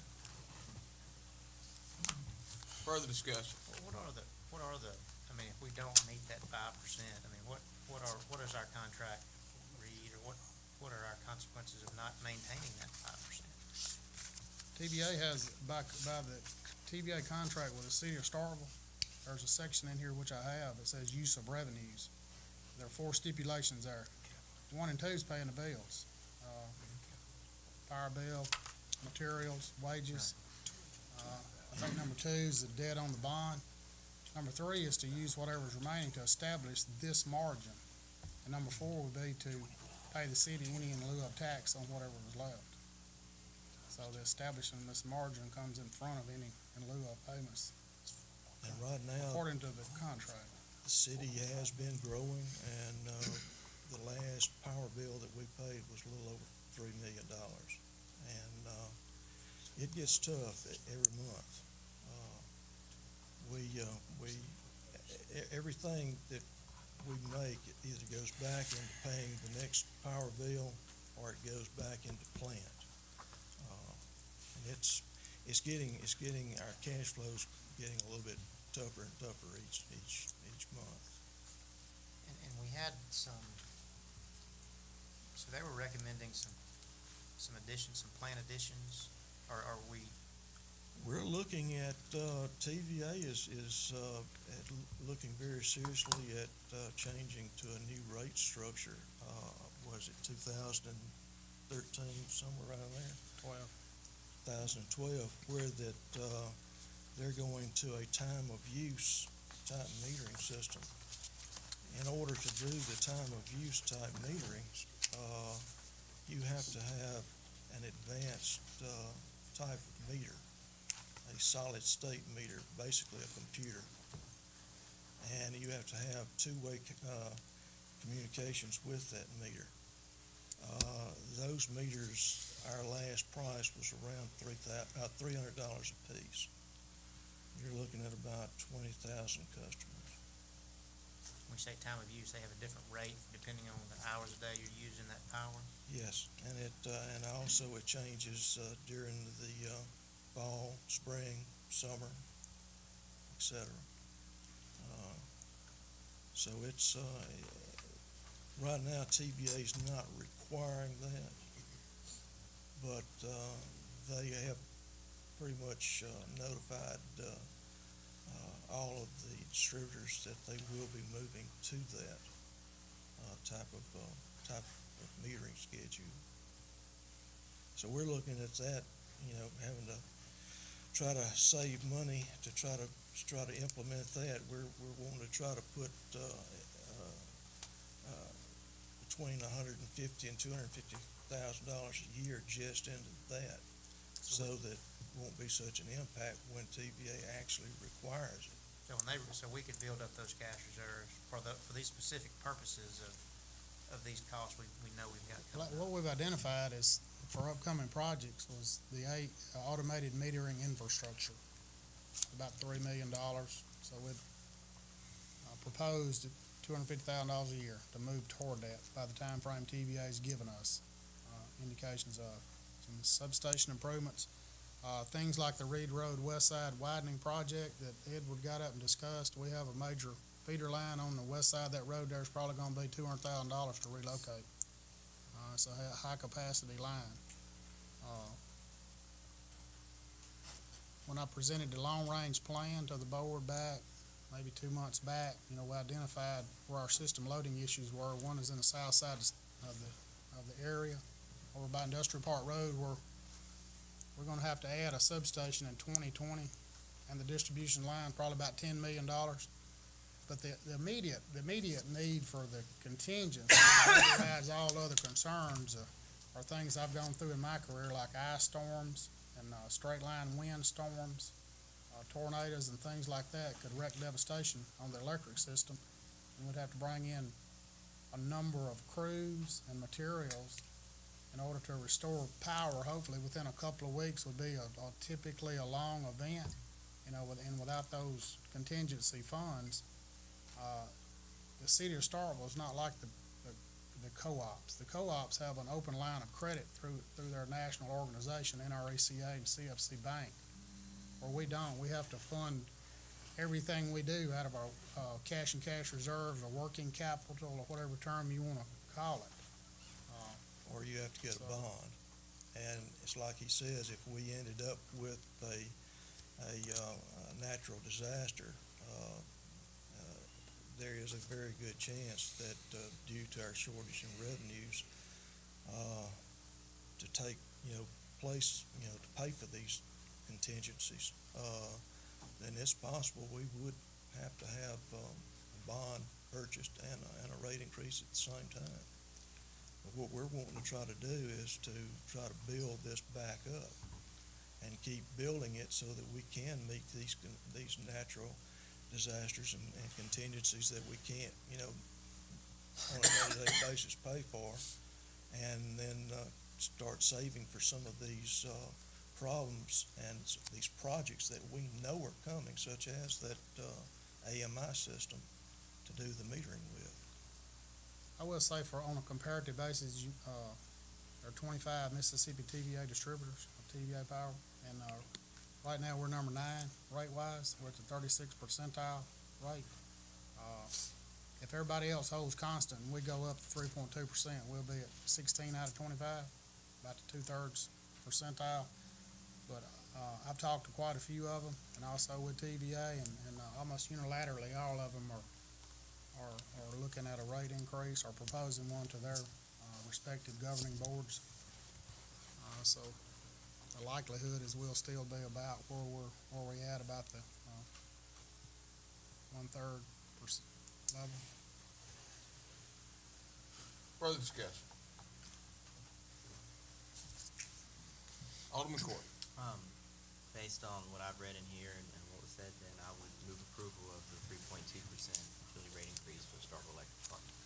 Alderman Corey has moved approval of 3.2% utility rate increase for the Starkville Electric Department effective October 1st, 2009. Alderman Corey, is that your motion? It is. Do I hear a second? Second. Motion's been seconded by Alderman Dumas. Alderman Corey, do you wish to speak on the merits of your motion? Is there any discussion? Any discussion? Any discussion? Any discussion? Seeing none, we'll now move into a vote on Alderman Corey's motion. Please answer yea, nay, or abstain as the city clerk calls your name. Alderman Carver, No. Alderman Sistrum, Yay. Alderman Parker, Yay. Alderman Corey, Yay. Alderman Dumas, Yay. Alderman Perkins, Nay. Alderman Vaughn, Nay. By a vote of 4 in favor with 3 against and 0 abstentions, this measure passes. Thank you, Mayor Board. Next matter for discussion is the request of authorization to modify the City of Starkville Personnel Policy Manual to include the adoption of a tobacco-free environment policy. Mr. Boyd? Good evening, Mayor and Board. You have in your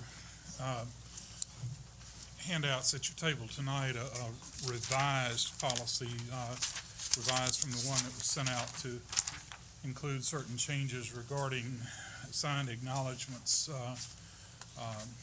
of this policy change. We currently have language in our personnel policy regarding smoking and tobacco use.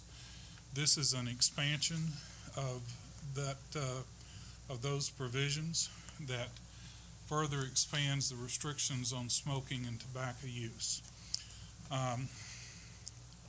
There are a number of reasons that we can cite for this, the health of employees and so forth and so on. But predominantly, this is driven by our change to Blue Cross Blue Shield as our health insurance carrier, and the fact that they provide a very significant cost reduction to us for further restricting our policy regarding smoking and tobacco use. So this policy change is driven largely by that aspect, to take advantage of the most advantageous rates that we can through our health insurance carrier. And it's a policy that is focused very much on restrictions based on time, during work time, as opposed to strictly based on internally in a building or anything of that nature. I'll be glad to answer any questions that you might have. Mr. Mayor, just one question, very good policy, I want to commend you for this. Just one question, why is it effective 6 days after passage? We feel that we may have folks that want to take advantage of smoking cessation programs and things of that nature. It's to try to get that information in the employees' hands and give them an opportunity to become enrolled in participating in smoking cessation programs, to get adequate signage and dissemination of the policy.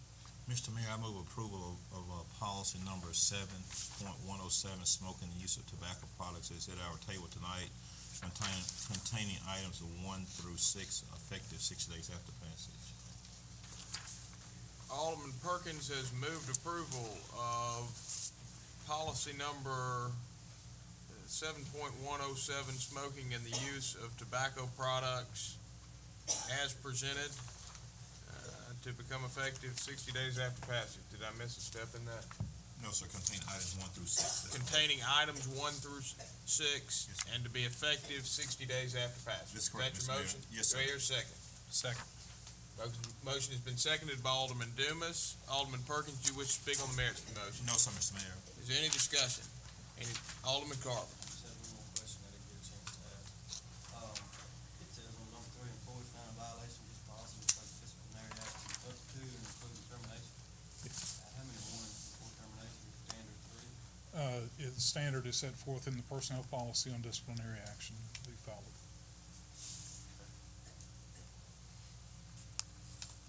Further discussion? Any further discussion? Any further discussion? Any further discussion? Seeing none, we'll now move into a vote. All those in favor of Alderman Perkins' motion, please signify by saying aye. Aye. All those opposed, please signify by saying nay. This measure clearly passes. Thank you. Thank you. Right.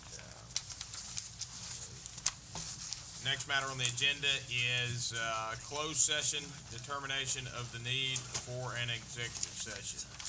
Mayor, I move we move into a closed session to see if we need an executive session. Motion has been made to move into closed session to consider whether there's a need for an executive session by Alderman Parker. Is there a second? Motion's been made and seconded. Alderman Parker, you wish to speak on merits? Discussion. Seeing none, all those in favor, please signify by saying aye. Aye. All those opposed, please signify by saying nay. This measure clearly passes. We are now in a closed session. We'll give The passage of time. We have shared your joy at the birth of your children, and proudly we have watched them grow. We've taken care of your health care needs during the good times and the not so good. Your parents and grandparents have depended upon us. Together we have shared the struggles and the wonders of life. At Oktibbeha County Hospital, we are celebrating 30 years of being your lifelong choice in health care.